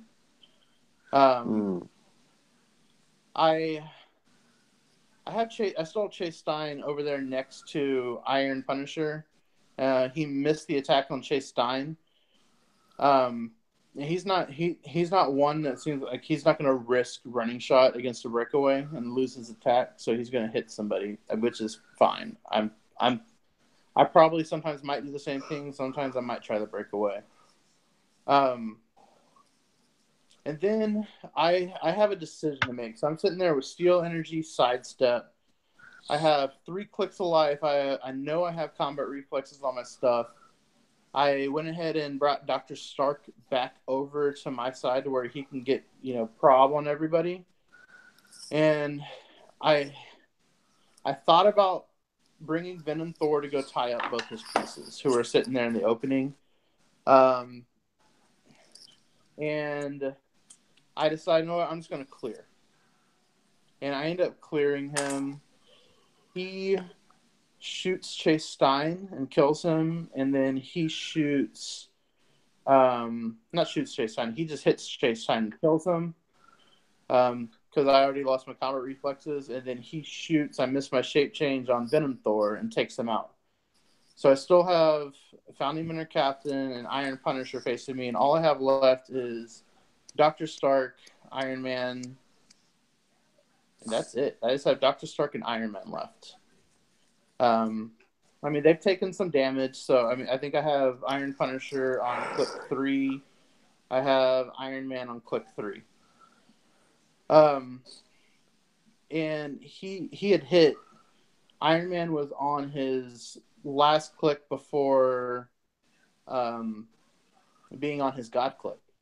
Well, I decided, you know what? I'm like looking like he's still got 2 invulns going on. And I look down like, oh yeah, I have enhancement +2. Let's go ahead and shoot for 4 damage, and I hit. Nice. And that brings Iron Man down to the first one. The first one I shoot Iron Man, and I bring him down where he has toughness, and he has 2 clicks of life left. I think Chase. I don't know. I'm just trying to remember how all that played out. I know I had Iron Punisher had gotten down a lot. Okay. I think a lot of it came to Mystic because he had taken some Mystics damage because Dr. Stark was getting down there too. I know I hit. Maybe I didn't. Okay, no, I'm sorry. Iron Man was taking. He had taken some damage from early attacks from Venom Thor. I was shooting Iron Punisher because I did not want to deal with that 12 attack. Right. And I had taken 2 shots with Dr. Stark on Iron Punisher. And then I made a mistake because I moved Iron Man away to go get an action token on him so I could push him to his God click. And I should have left him adjacent because I didn't know. I was like, I'm just going to come back over here, push him, and then I'll do my enhancement. Are y'all losing me? No. Nope. You're good. I couldn't get him there for his enhancement. I have to clear. I move back, push Iron Man onto his God click, and then he brings Iron Punisher up adjacent to him. And he clears his Iron Man. I shoot Iron Punisher and kill him. And then he shoots Dr. Stark and kills him, takes his Mystics damage. And then I was able to running shot and shoot for 7 for 4 damage on Iron Man and KO him. Nice. And win the game. Man, was a fair, open fight. Exchanging blows all the time. Yeah, it literally took last click, last player, last roll to win that last match. Nice. Good job, Easy. That's awesome, buddy. Nice. That brings us to Mr. Mike. Before I go for the palate cleanser on different topics, Mike, tell us about your final moments there. I played. Hello? Hey. We're all here. And he's left. He dropped him. I won. Dropped the mic and left. I'll get him back, guys. Go ahead and go, Mike. All right. Go for it, Mike. Okay, first off, I just want to say too, delayed. Happy Veterans Day to everybody. My brother plays Heroclix, and he's in the military. So Nice. I know there's other people, that do it too. So thank you for your service. I have to say thanks to him though, because he lent me some of the figures for this event. So, and you lost one, so that's why I'm making this special moment. Yeah, so when he gets back, I kind of had glue one. So, no. So when we came back from lunch, we cut the top 8, and I think I was like 4th or 5th. I don't know, but I played the guy that had that Beta Ray Bill again. So he kind of knew my plan. He kind of played a little bit differently, and I took out Beta Ray pretty quick. I was just trying to get rid of him because he's like his ID card to call in. But yeah, I took care of that game was really close. I was kind of scared on the end there because he got his teleporter all the way up, so he was like roboing people in. And I think my Unimind was on his last click, and I was just running. I hate playing like that, but I never made it to top 8. That's another thing too. This is the farthest I've ever made it. So I was like, my adrenaline was going, my nerves were going. I was just trying to play smart because like that was a pretty long consecutive time for me playing. I was like, but I did pretty good, and I barely won that one. I mean, I won because I almost killed his whole team. I think I did actually. No, it went to time, yeah. But I was like, I started adding up points, and I was looking around. I'm like, oh crap, I'm gonna be playing Jay again. So I played Jay, I guess semis, and the top 4, and I was like, we rolled for map, and I was like, if I win map, I know kind of like what I could do a little bit differently this time around. But if he wins map, I don't think I can beat him. And sure enough, he won map. We went to the warehouse, the premium map for WizKids. Mm-hmm. I took the elevated side, but I knew deep down there was no running, there's no hiding from this Shredder team. And he played it really good. What he did is he left his Nighthawk in the back the whole time. Yep. And I mean, it's smart because your Shredders are up, in your opponent's face, and they're taking care of that because he wouldn't let me pick up the symbiote. So I had to roll breakaway every time I wanted to, try to run away or do something. I would call in ID cards, but I mean, he was really good. He had a plan, he had an ID card for every situation. Like if I picked shape change, he had a ID card that would take care of the shape change. If I picked super senses, so but that's going to be on. That was one of the ones that got recorded. So yeah, everybody can see my mistakes. I made some bad moves in the beginning. I was like, at that point, I was like, top 4. This is the farthest I've ever made. So I'm happy. If a Shredder team takes it all the way, I'm gonna be happy inside, even though it's not me. So it's winning. But yeah, it was a tough match. Jay definitely he played that team so well. But yeah, it was a good experience overall. I had a lot of fun. There was a lot of everybody was so friendly. It's kind of like every time I go play. I mean, even at Origins or wherever, the Heroclix community is like the nicest people, friendliest guys. So definitely like just a good time. Even the battle royales, I didn't participate, but my buddy that came, he drove, and he got knocked out pretty early. I think he got cut before top 8, and he played battle royales and did well. So I mean, it was a good time. Can't complain. I'm looking forward to. That was my second, I guess, like kind of major tournament. So hopefully I'll go to more and try to win one of them here. So cool, awesome. Very nice. Man. So guys, before I would suggest one last question, if you allow me, for everybody, before we move into the question from the chat. Did you guys see any different teams that you enjoyed that you thought were creative? And did you guys see a lot of Unimines in your venues? I guess I'll go first. So, because you're probably asking for constructed wise, right? Yes. So, like I said, at my venue in Logan I went to, it was Unimines everywhere. I'm pretty sure every team in top 8 was Unimine except for the Jakeem teams that were up there. So that was pretty what I expected. Mm-hmm. However, yesterday, it's sad that Mike and Colin couldn't be here. I wish they could have been here to share their stories with you guys as well. And I just want to say thank you to everyone who's listening right now and listening to us ramble about our WKOs. Thank you for being so patient with us and enjoying those. But I have some cool teams I want to just kind of shout out from yesterday I saw. Let me just kind of find them here real quick.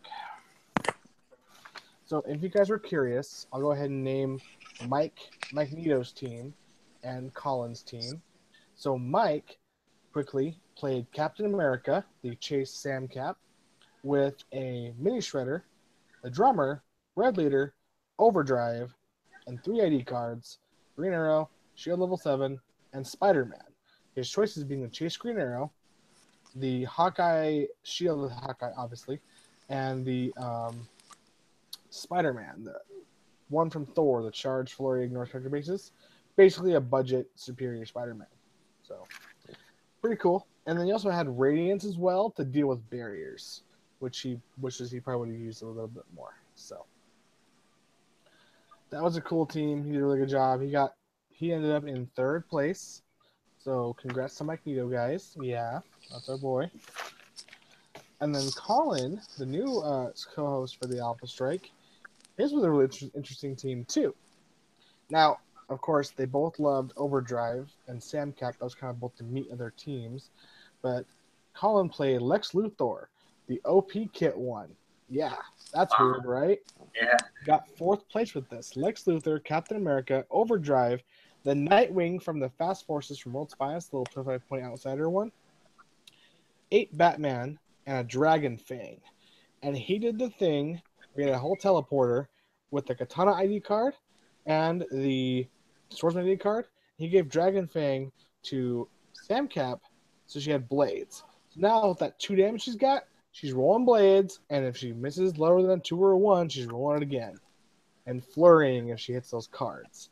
That was his whole hope and strategy there. He also had the And getting +2. Oh no, Dragon Fang is the one that you reroll the d6. Or which one? Yeah, awesome. So if you didn't like the result, just re-roll it, which is pretty cool.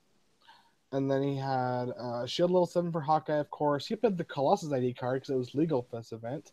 So that was pretty cool. He played the 80-point one from Deadpool that could break through walls, which came in real handy for him towards the end.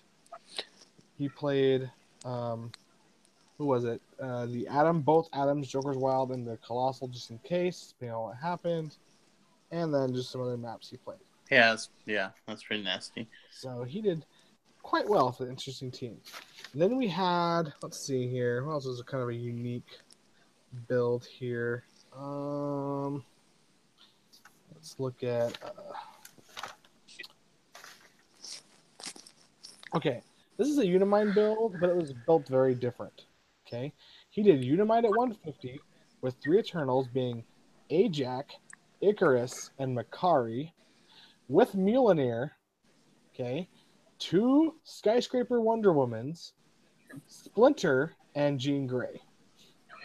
Yeah, that one is different.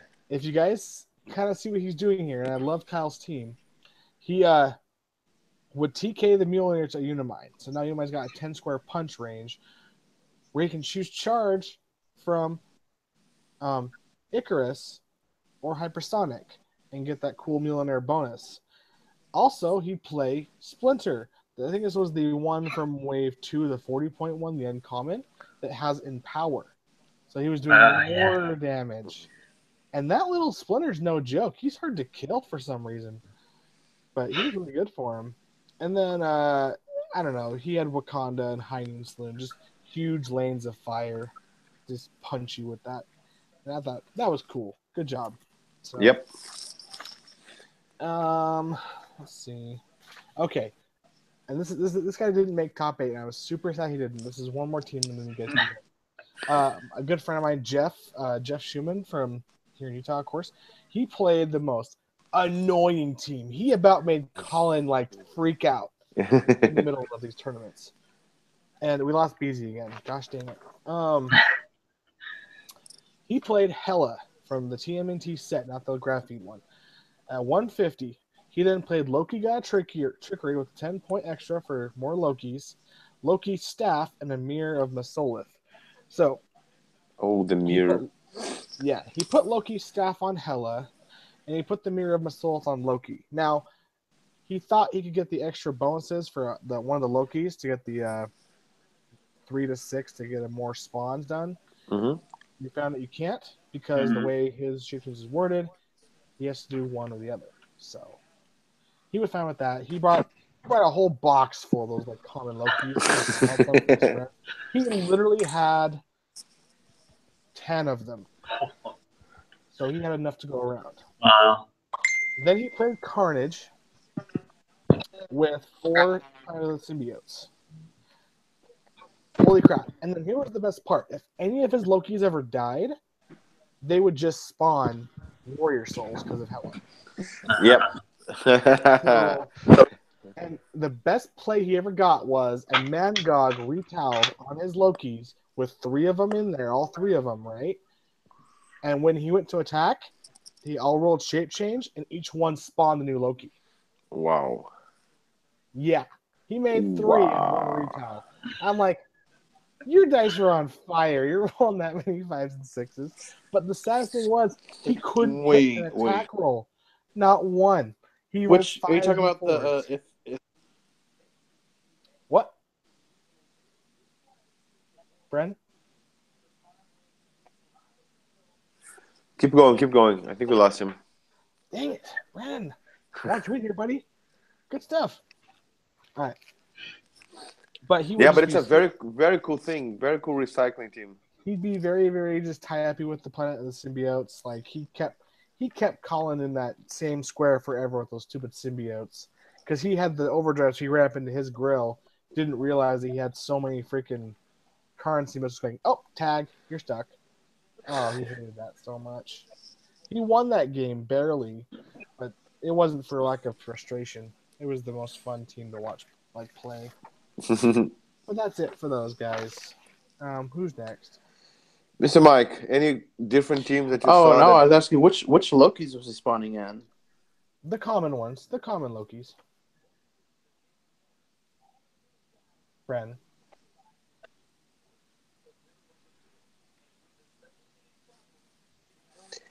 Go for it, Mike. Okay. I definitely, I mean, of course, the Shredder team, I think with no outwit, you know, like, it just, I guess, I think the pilot of a team has a big, you know, why that team did so well. But that was definitely like, I think you'll be seeing a lot more Shredders. I definitely feel like Shredders is going to be, you're going to see a lot more of that. If people are going to be playing Unimons, because, I mean, Unimon's good. Don't get me wrong, the +2, +4, you know, is like ridiculously good. Helps out anything, but the Shredders have like a really good way of just taking care of even whenever the uni pops and he has those Eternals. You know, all you have to do is sidestep or move in, and you killed them. And so yeah, it's definitely I really like the Shredder. But I think the most unique, I don't want to say unique. I guess the Beta Ray team was very unique. I never went up against a Beta Ray yet, so I was like mini Shredder, Beta Ray. The only thing and then he had a box ring too, yeah. But just the ID card just kind of hurt that team. But yeah, I mean, surprisingly, yeah, there was about, I would say maybe 50-50 at total, I guess, out of 18 that played Unimons. Maybe a little bit more. But yeah, I don't know, I only played, 2, like I said, out of 7. So yeah, we'll see. I'm curious to see how, especially with the new set coming out, if Unimon is going to be that dominant in the meta again. So Yep, we're gonna have the chance to talk about it in a few. For my side, three main teams. I'm gonna leave the best for last. First, I want to mention with the KC Green Lantern. I think KC Green Lantern and Nighthawk were interesting. You make it a hard the defense team. The problem with high defense teams is that eventually something is gonna hit, and then that's a problem because it's hard to sustain high defense once you take a couple hits. But I think it was a valiant effort, and it's a good team. And this is the bad thing about a high defense team. But the good thing about the high defense team is that if you don't hit it, they'll hit you back. And with a 12 attack that cannot be diminished, and your opponent's defense not being heightened by your Nighthawk, that he could cause some serious damage. So I think what's fun was creative, not that much creative, but very effective and different. But we also saw a Battle Ray team there. It was the coolest thing about it was Battle Ray, the Odin 25 from Thor Ragnarok set, and Coriander. They're all oh warriors. wow, She has the Outsiders. She has all the good stuff going on. She's still a very good piece, no matter what. She'll always be a good piece. I think there was a Blood Axe there she could pick up just in case she needed to go, lose her shooting, but to get close to Nighthawk Prime and get rid of him. But he had some calling there as well. But it was Kenji. I'm gonna butcher his surname. Hanashiro team. I hope I got it right. His surname that it was his team. I know. But I think the star of the show there was Brian's team that made the second place. With weird, he had no teleporter, but 7 ID cards. So he had weird two Colossal Retaliator. I think Surtur and Sinestro, a couple Pogs. It was a very well built team, super solid. But you mentioned something, Mike, that was definitely the case here. This is a team that the props goes completely to Brian. It's a very solid team, but it's something that if you try to net deck and you have no idea what's going on, you're going to be run over and you're going to think the team sucks. But it doesn't. It's a super good team. But Brian made it, extra special. The guy was full. It was awesome to just stare there and just watch him play. It was a lesson in clix. So congrats to him for the ingeniousness and the courage to try to bring something new and the amazing result. We were there. I was there looking at the final match, and the Cersei was the last. He popped Uni, killed 2 Eternals, and Cersei did the job for Derek. So it was as close as a game could get. Any single dice roll different, and Brian would have been the champ. So congratulations to him. Amazing, crazily different team, and super skills in delivering. So, you want to go to the questions, Mr. Urks? Yes. Before we go into questions, I want to ask you guys one quick thing. Cool. We probably should cover for people going to WKOs next week, because those could be sealed. Those could be sealed, and because mine is, and we're playing Harley, so I am super excited because it'll be 100% different stuff. I don't have to cram a team in or worry about other teams or nothing. I'm just gonna go crack some boosters, play some Heroclix, have fun, and have fun. Because I've already won an event. I don't even care if I win. Yeah, the pressure can take a bit of the fun away. It depends which person. Sometimes some people like it more. I like it more, but I get just as stressed. But like you said, then when something's passed, I just want to have some cool games where nothing matters. So, right. Yep. Now, have you guys taken a chance to look at the new figures from Harley Quinn? Just basically look over the set, because they have almost all of them, I think, on the realms, right? Yep.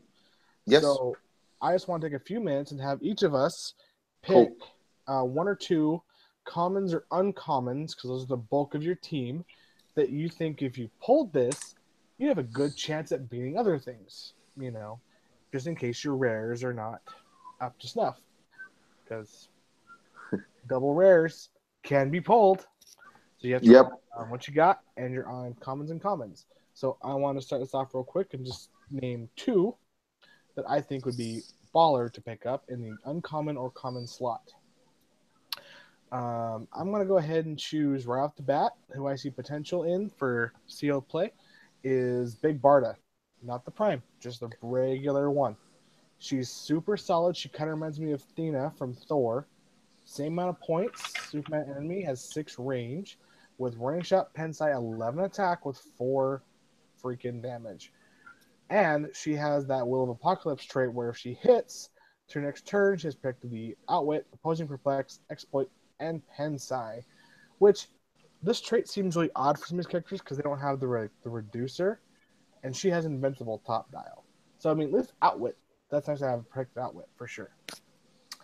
And then of course she has the Leadership, which is great for any team, and then when she succeeds, she has an Empower or Enhancement, so she can make your other guys in your team hit much harder. That's one. The other one I want to say, hey, if you get this guy, awesome, good for you, is simply the let's see, who was it here? I think it was the Robin, the uncommon Robin from Thrill Killer. This guy's nuts for 40 points. He has 5 clicks of life with Batman ally, so stealth, 5 range, 2 bolts, and has charge, 8, 11, 18, reflexes, 3 damage. Holy crap! What is that?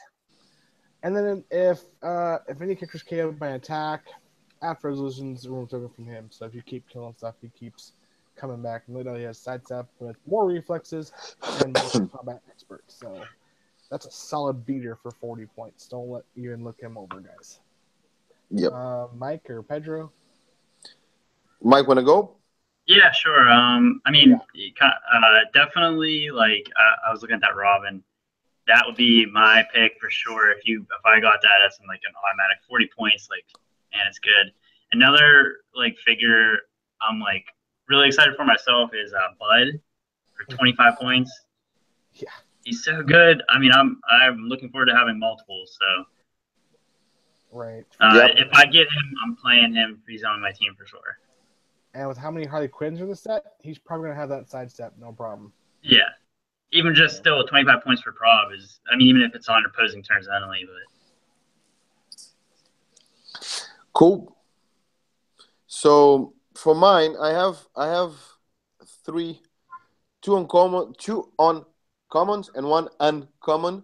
Again, remember this is sealed and it's just common and uncommons. I'll definitely, of course, go for other pieces depending on how the seal goes. I think that one that's worth looking in terms of value is the number 2 Joker for 80 points.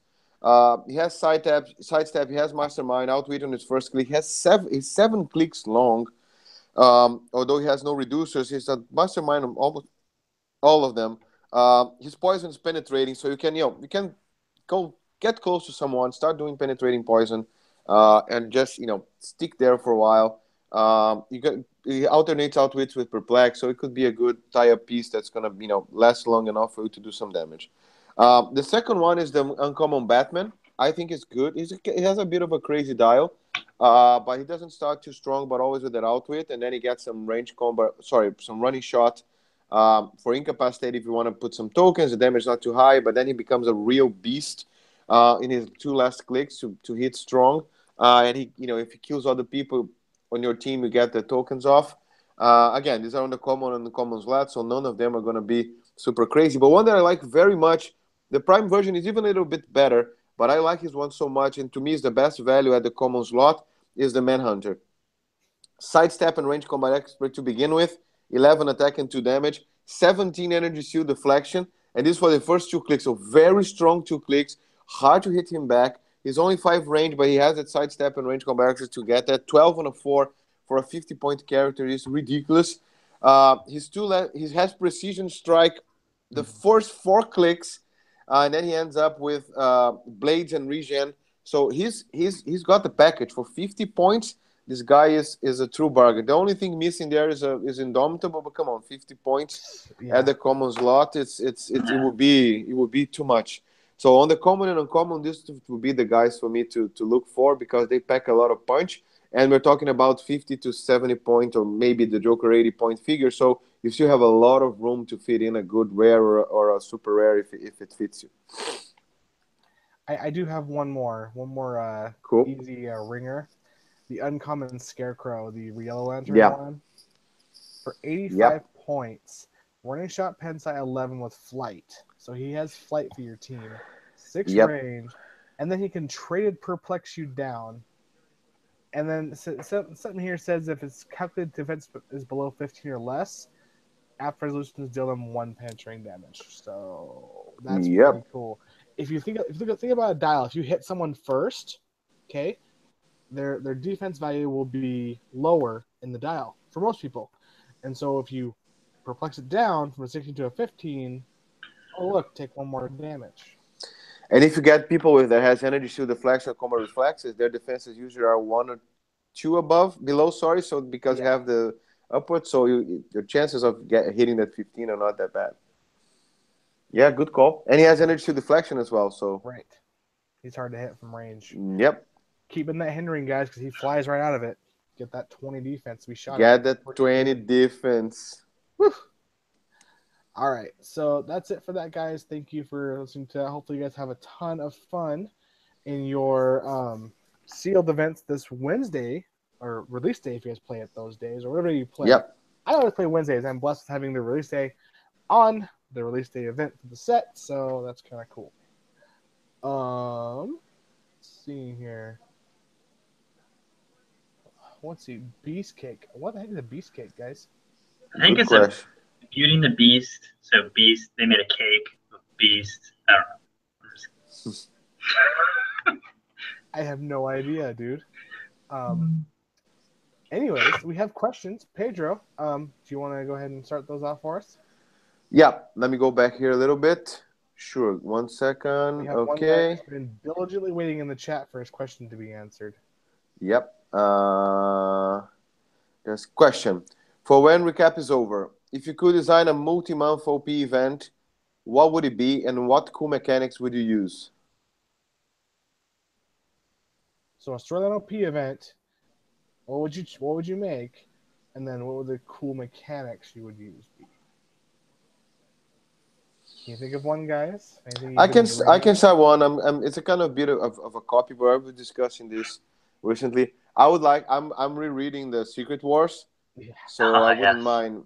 I wouldn't mind looking something crazy at the Secret Wars, whatever time, whatever period you want to pick, and you can make it as long as you want, and just get some crazy. You're even joking, saying that it would be the proper what if set. What if now doing it properly, kind of set. So I would definitely go for that. You can have all the crazy mechanics. You can still use things similar, shifting focus between this world and that world, from a beyond the reality, whatever you want to call it.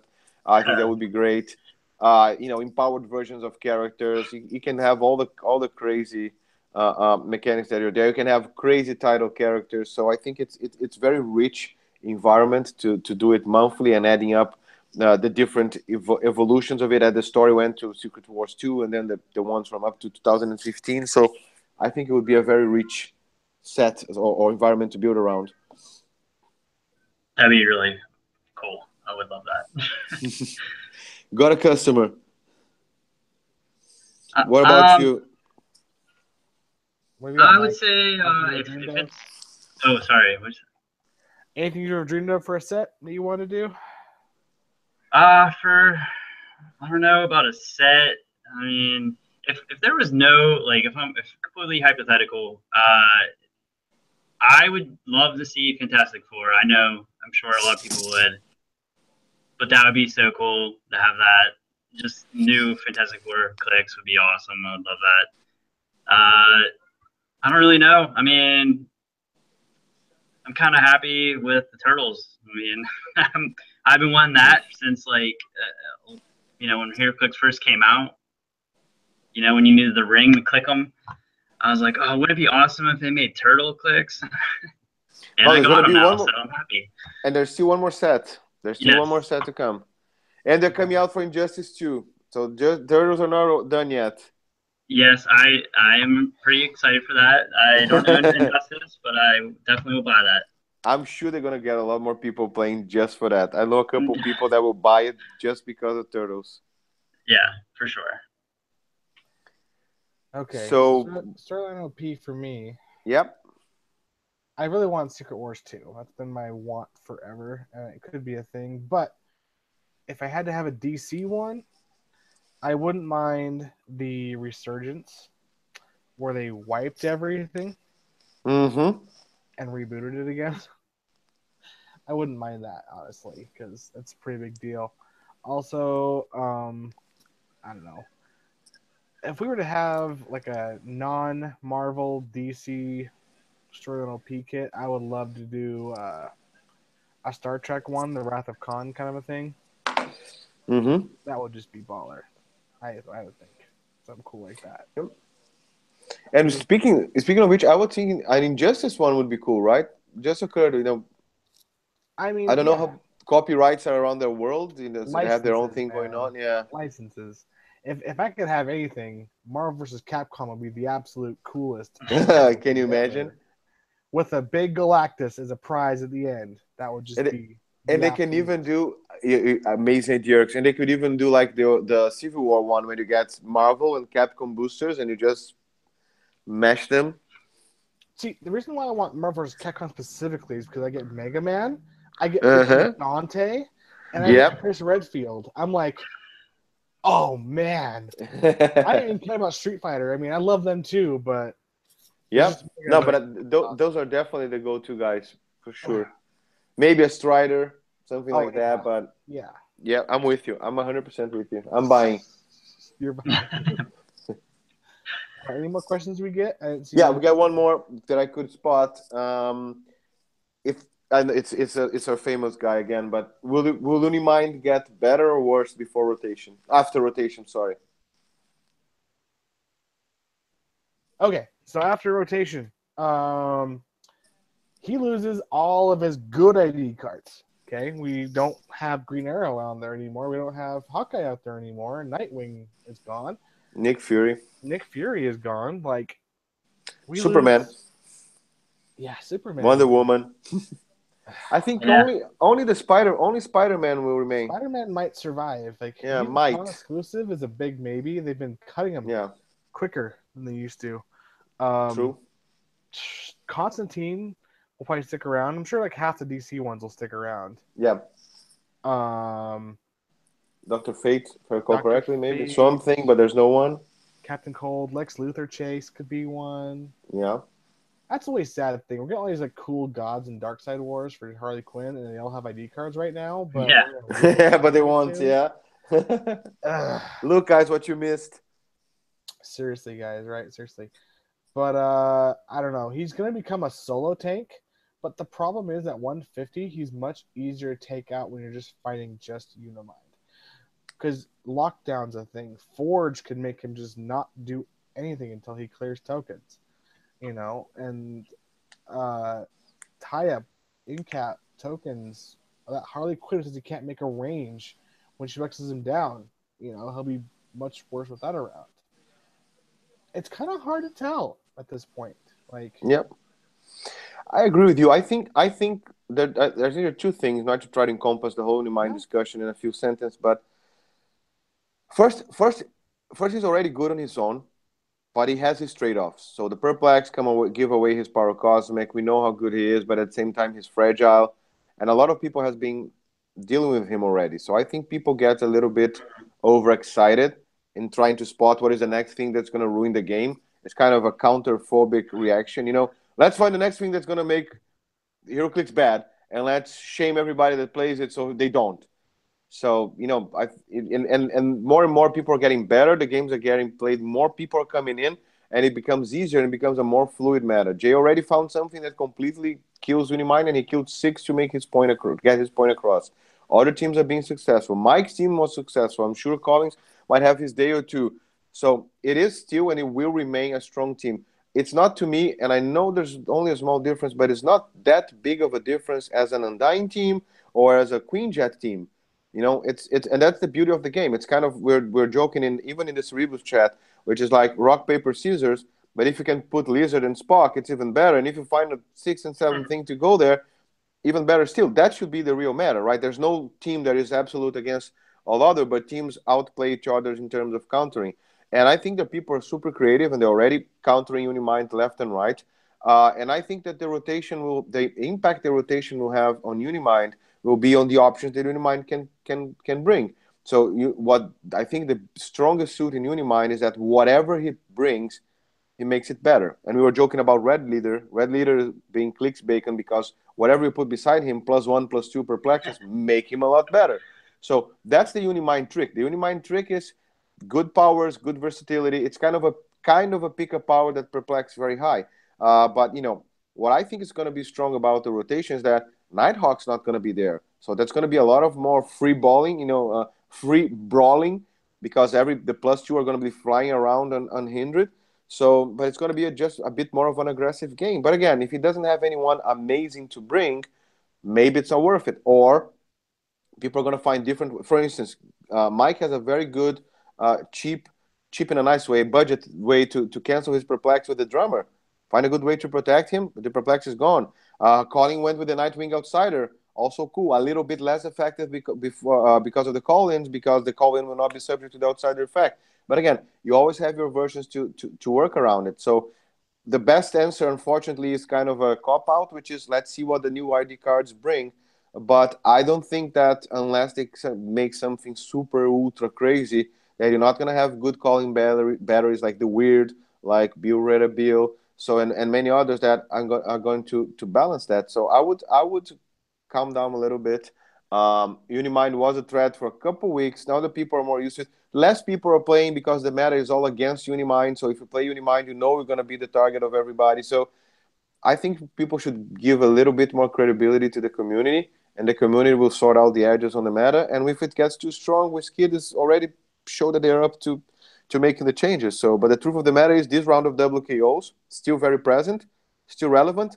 But can you really say he was dominating? I'm sure if you call Jay and ask him, he's going to say, let's hope they keep it dominating because I want to win a couple more. So, right?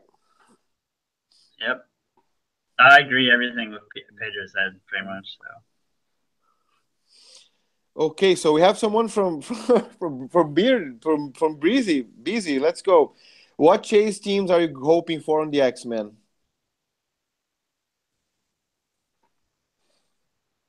Chase teams For X-Men. I want Horseman of the Apocalypse. Oh, that'd be cool. Yeah. Like, they haven't done them in a long time, and I think that'd just be really cool. Yeah. Way to end the fun for everybody. Sorry.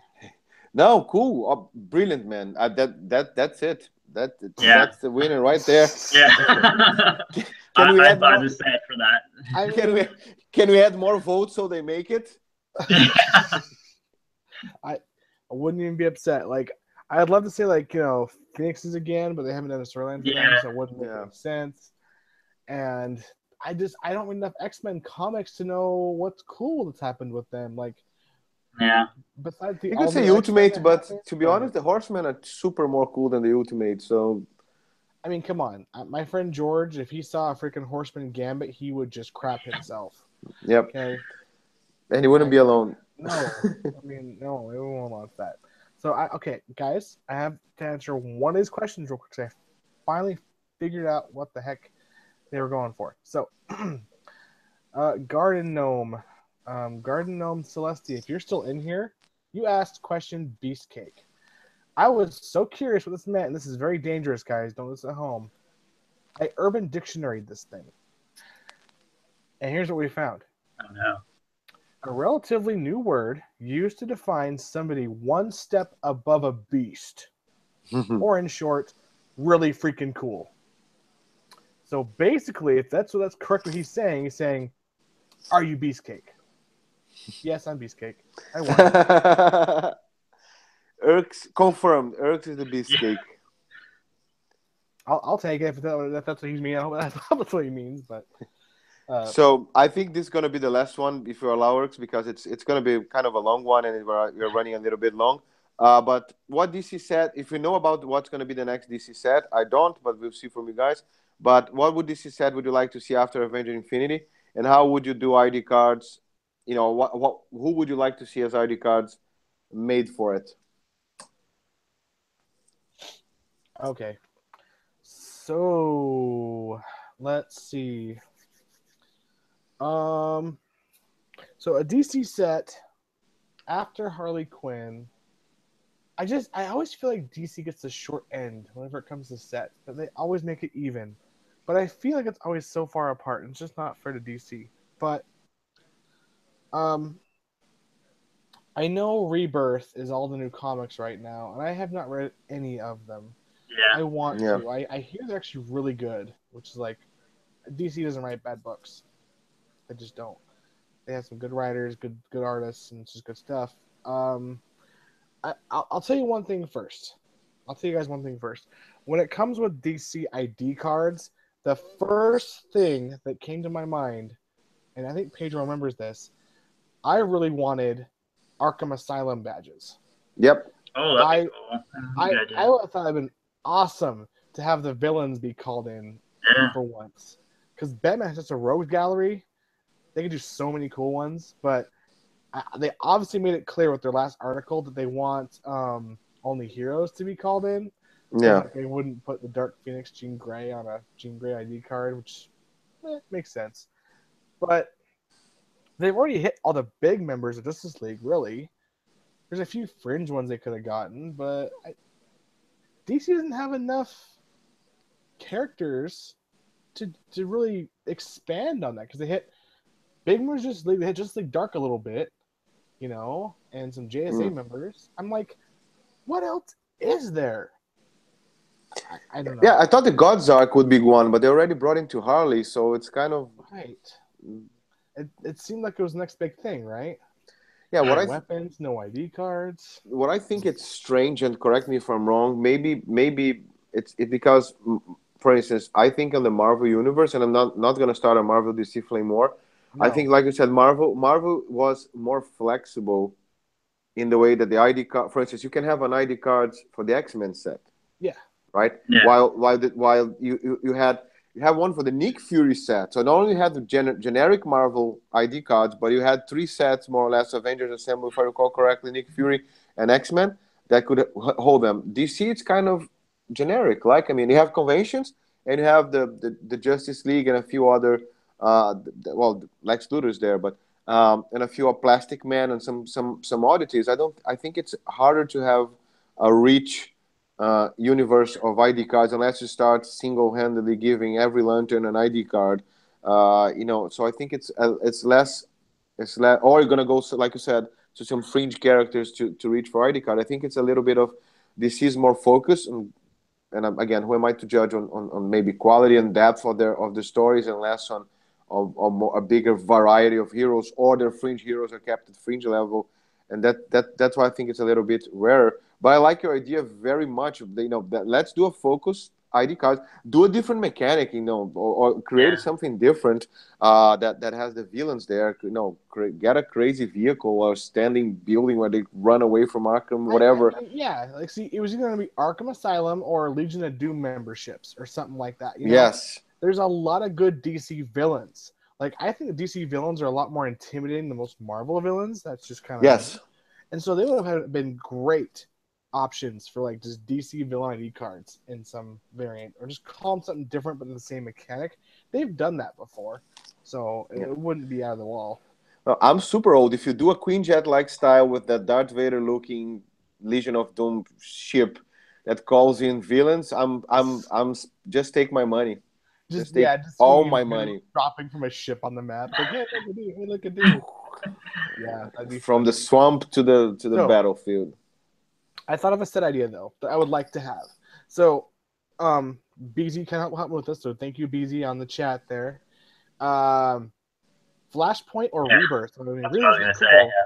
But Flashpoint would be an amazing set. The problem with Flashpoint is it's basically Justice League set. Yeah. But with alternate stuff. So instead, let me go ahead and be real creative, and they have to get more licenses for this. I would love Arrowverse, like CW verse. Like if they got Arrow, Flash, Legends, and Supergirl all into a set with those characters, imagine people who love those shows coming to come play the game. Yeah. I can have a Grant Gustin Flash figure. Oh, I want that. It would just be baller, I think. And they have all the villains. They could do and like you said, they could call it something verse and just say that the ID cards needs to be from that verse, so that you don't redo a Flash card, so that everybody start playing Flash again on the ID. Although I'm guessing here that nobody would go against me when I say that nobody would mind calling in the God of that flash with an ID card if you reprint a flash card. Oh no. Maybe it's just me. But I mean, and then yeah, I mean, last thing, I do love BZ how he's also like he would love just generic ID cards like a Justice League generic card that calls in anyone with the keyword, Avengers keyword, X-Men keyword, X-Force keyword. You know, keyworded cards would be a lot more just whatever, but it would open the floodgates to everything. Yep. So, do you guys have anything you wanted to bring up about Uh, that? Like, I was gonna say Flashpoint. That's like one of my favorite DC stories. just a Flash set again, I wouldn't mind. So. I think I have a crazy comment. You guys have more experience. You can tell me.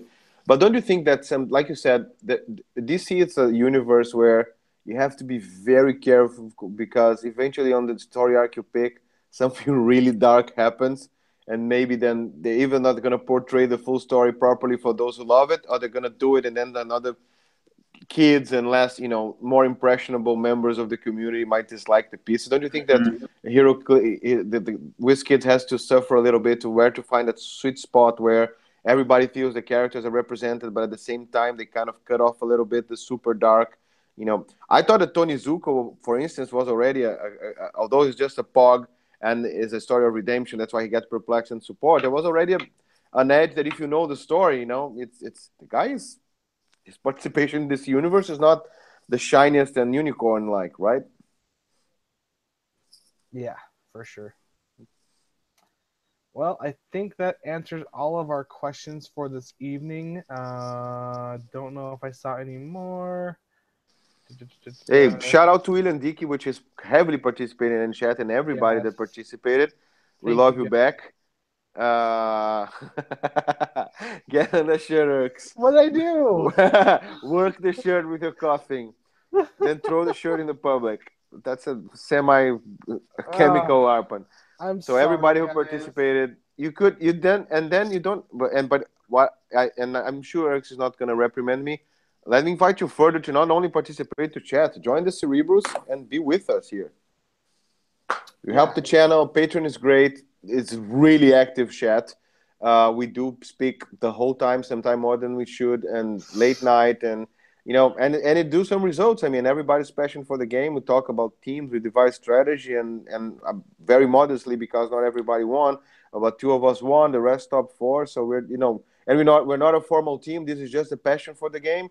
But we're always available to help out, and we pick nobody. Everybody's welcome. We want everybody to participate. Yeah, seriously, guys. Like, if you want to be a Cere-Bro and join us on this chat, we would love to have you in person, meeting us live, talking to us every other Saturday night, sometimes longer. Sorry, life is a thing. I understand. I'm a married guy with a job and a YouTube channel, so it's pretty hard for me to even do this sometimes. And luckily, I have friends like Pedro and Beezy and Mike and my friend Mike Nito and all those guys who look to help out when they can. Dude, seriously, all you guys out there watching who comment on my videos, I do, and give me all the good props and who are on Facebook chatting with me, I can't thank you guys enough for all the good vibes you guys put in my life. Like doing this channel, being part of this community, just even as if I'm not even a celebrity, just if it was just me, it would just be great because I know you guys would be there for me. So I know today's Sunday. By the way, Evan slapped me across the face in the chat. It's Sunday. Believe me, I didn't have the strength to do it yesterday because I had to judge the WKO yesterday. I'm like, no, I'm not doing it right now. No, I had a 9-hour flight, played for another 10, and arrived here at midnight. That's the guy I said, I'm spent. So, yeah, these darn WKOs me on Saturdays, guys. They're bad for our Cere-Bros chats. But when they're gone, we'll have far more Cere-Bros chats, and you guys are all welcome to come chat with us in the chat like you guys are doing now. Or if you guys want to give us $3 a month for the channel, all of it goes towards the channel funds, getting products, getting equipment, getting whatever to keep me going, making content for you guys. Because right now, I am the only one editing videos, but I am training Colin. He'll do his first BattleBox video this week. Hopefully it turns out good. I got my fingers crossed. I have a high production value quality because of Mike Nito. And if Colin doesn't keep up to the thing, I gotta slap him across the face and say, do it again. I hate being that guy, but dang it. When you do the Alpha Strike battle boxes, guys, gotta have that high quality. And I want you guys to enjoy it every time. I am one of the sole reasons that Pedro goes on the treadmill every week. Yep, exactly. If I make videos, guess what? He doesn't run. My health is strictly tied to the availability of battle boxes to allow me to run while having something decent to watch. And, you know, Mike Maris, in addition to the channel, he's been hanging out with us for a while. He sold those awesome little power pads we got, and ever since then, we just said, hey, you know what? You're awesome. Hang out with us more. And he's had cool ideas going forward. And we are working on some really cool boxing ring stuff for us to have. Maybe you guys can have some too. We'll see. But no promises. But thanks, guys. And I think I'm going to call it good for tonight. Guys, do you have any shout you want to do, or thank yous, goodbyes, anything? Nope, just thank everybody for being here, for giving us this good energy and appreciating the talk. I know you guys are all passionate about the game. You're all invited to come, like I said. Again, thank the venues, thank everybody, thank the community for being as cool as they are. Thank you, Works, for giving us the space. And, you know, that's just it. Mike? Yeah, I mean, I guess, if anything, just shout out and thanks to my wife for not thinking I'm this crazy person with these collective plastic figurines everywhere, like a shrine in my office here. No, I had like maps spread out of like notes, sketches, but no, it was just the community in general was just great. So just thanks for viewing and watching, and that's it. All right, Cool. guys. Well, thank you so much for watching again. I will see you guys soon. We do have more battle boxes coming out this next week. I'm going to be busting out one more Thor box, 2 random venue boxes I did, and then at least 4 of the 7 freaking WKO boxes we filmed. I had all 7 filmed, but guess what? I lost a lot of footage on accident because my phone was stupid. So. Oh, my God. It's okay. I got the most important ones. I got round 1, round 7, and some in the middle that were pretty fun to watch. So Cool. We'll go with those and call it good. So. Awesome. All right, guys. We're signing off. Have a good night. Thank you for watching again. And remember, guys. Strike first. Strike hard. Yes! Good job, guys. All right. Later, fellas. Bye-bye.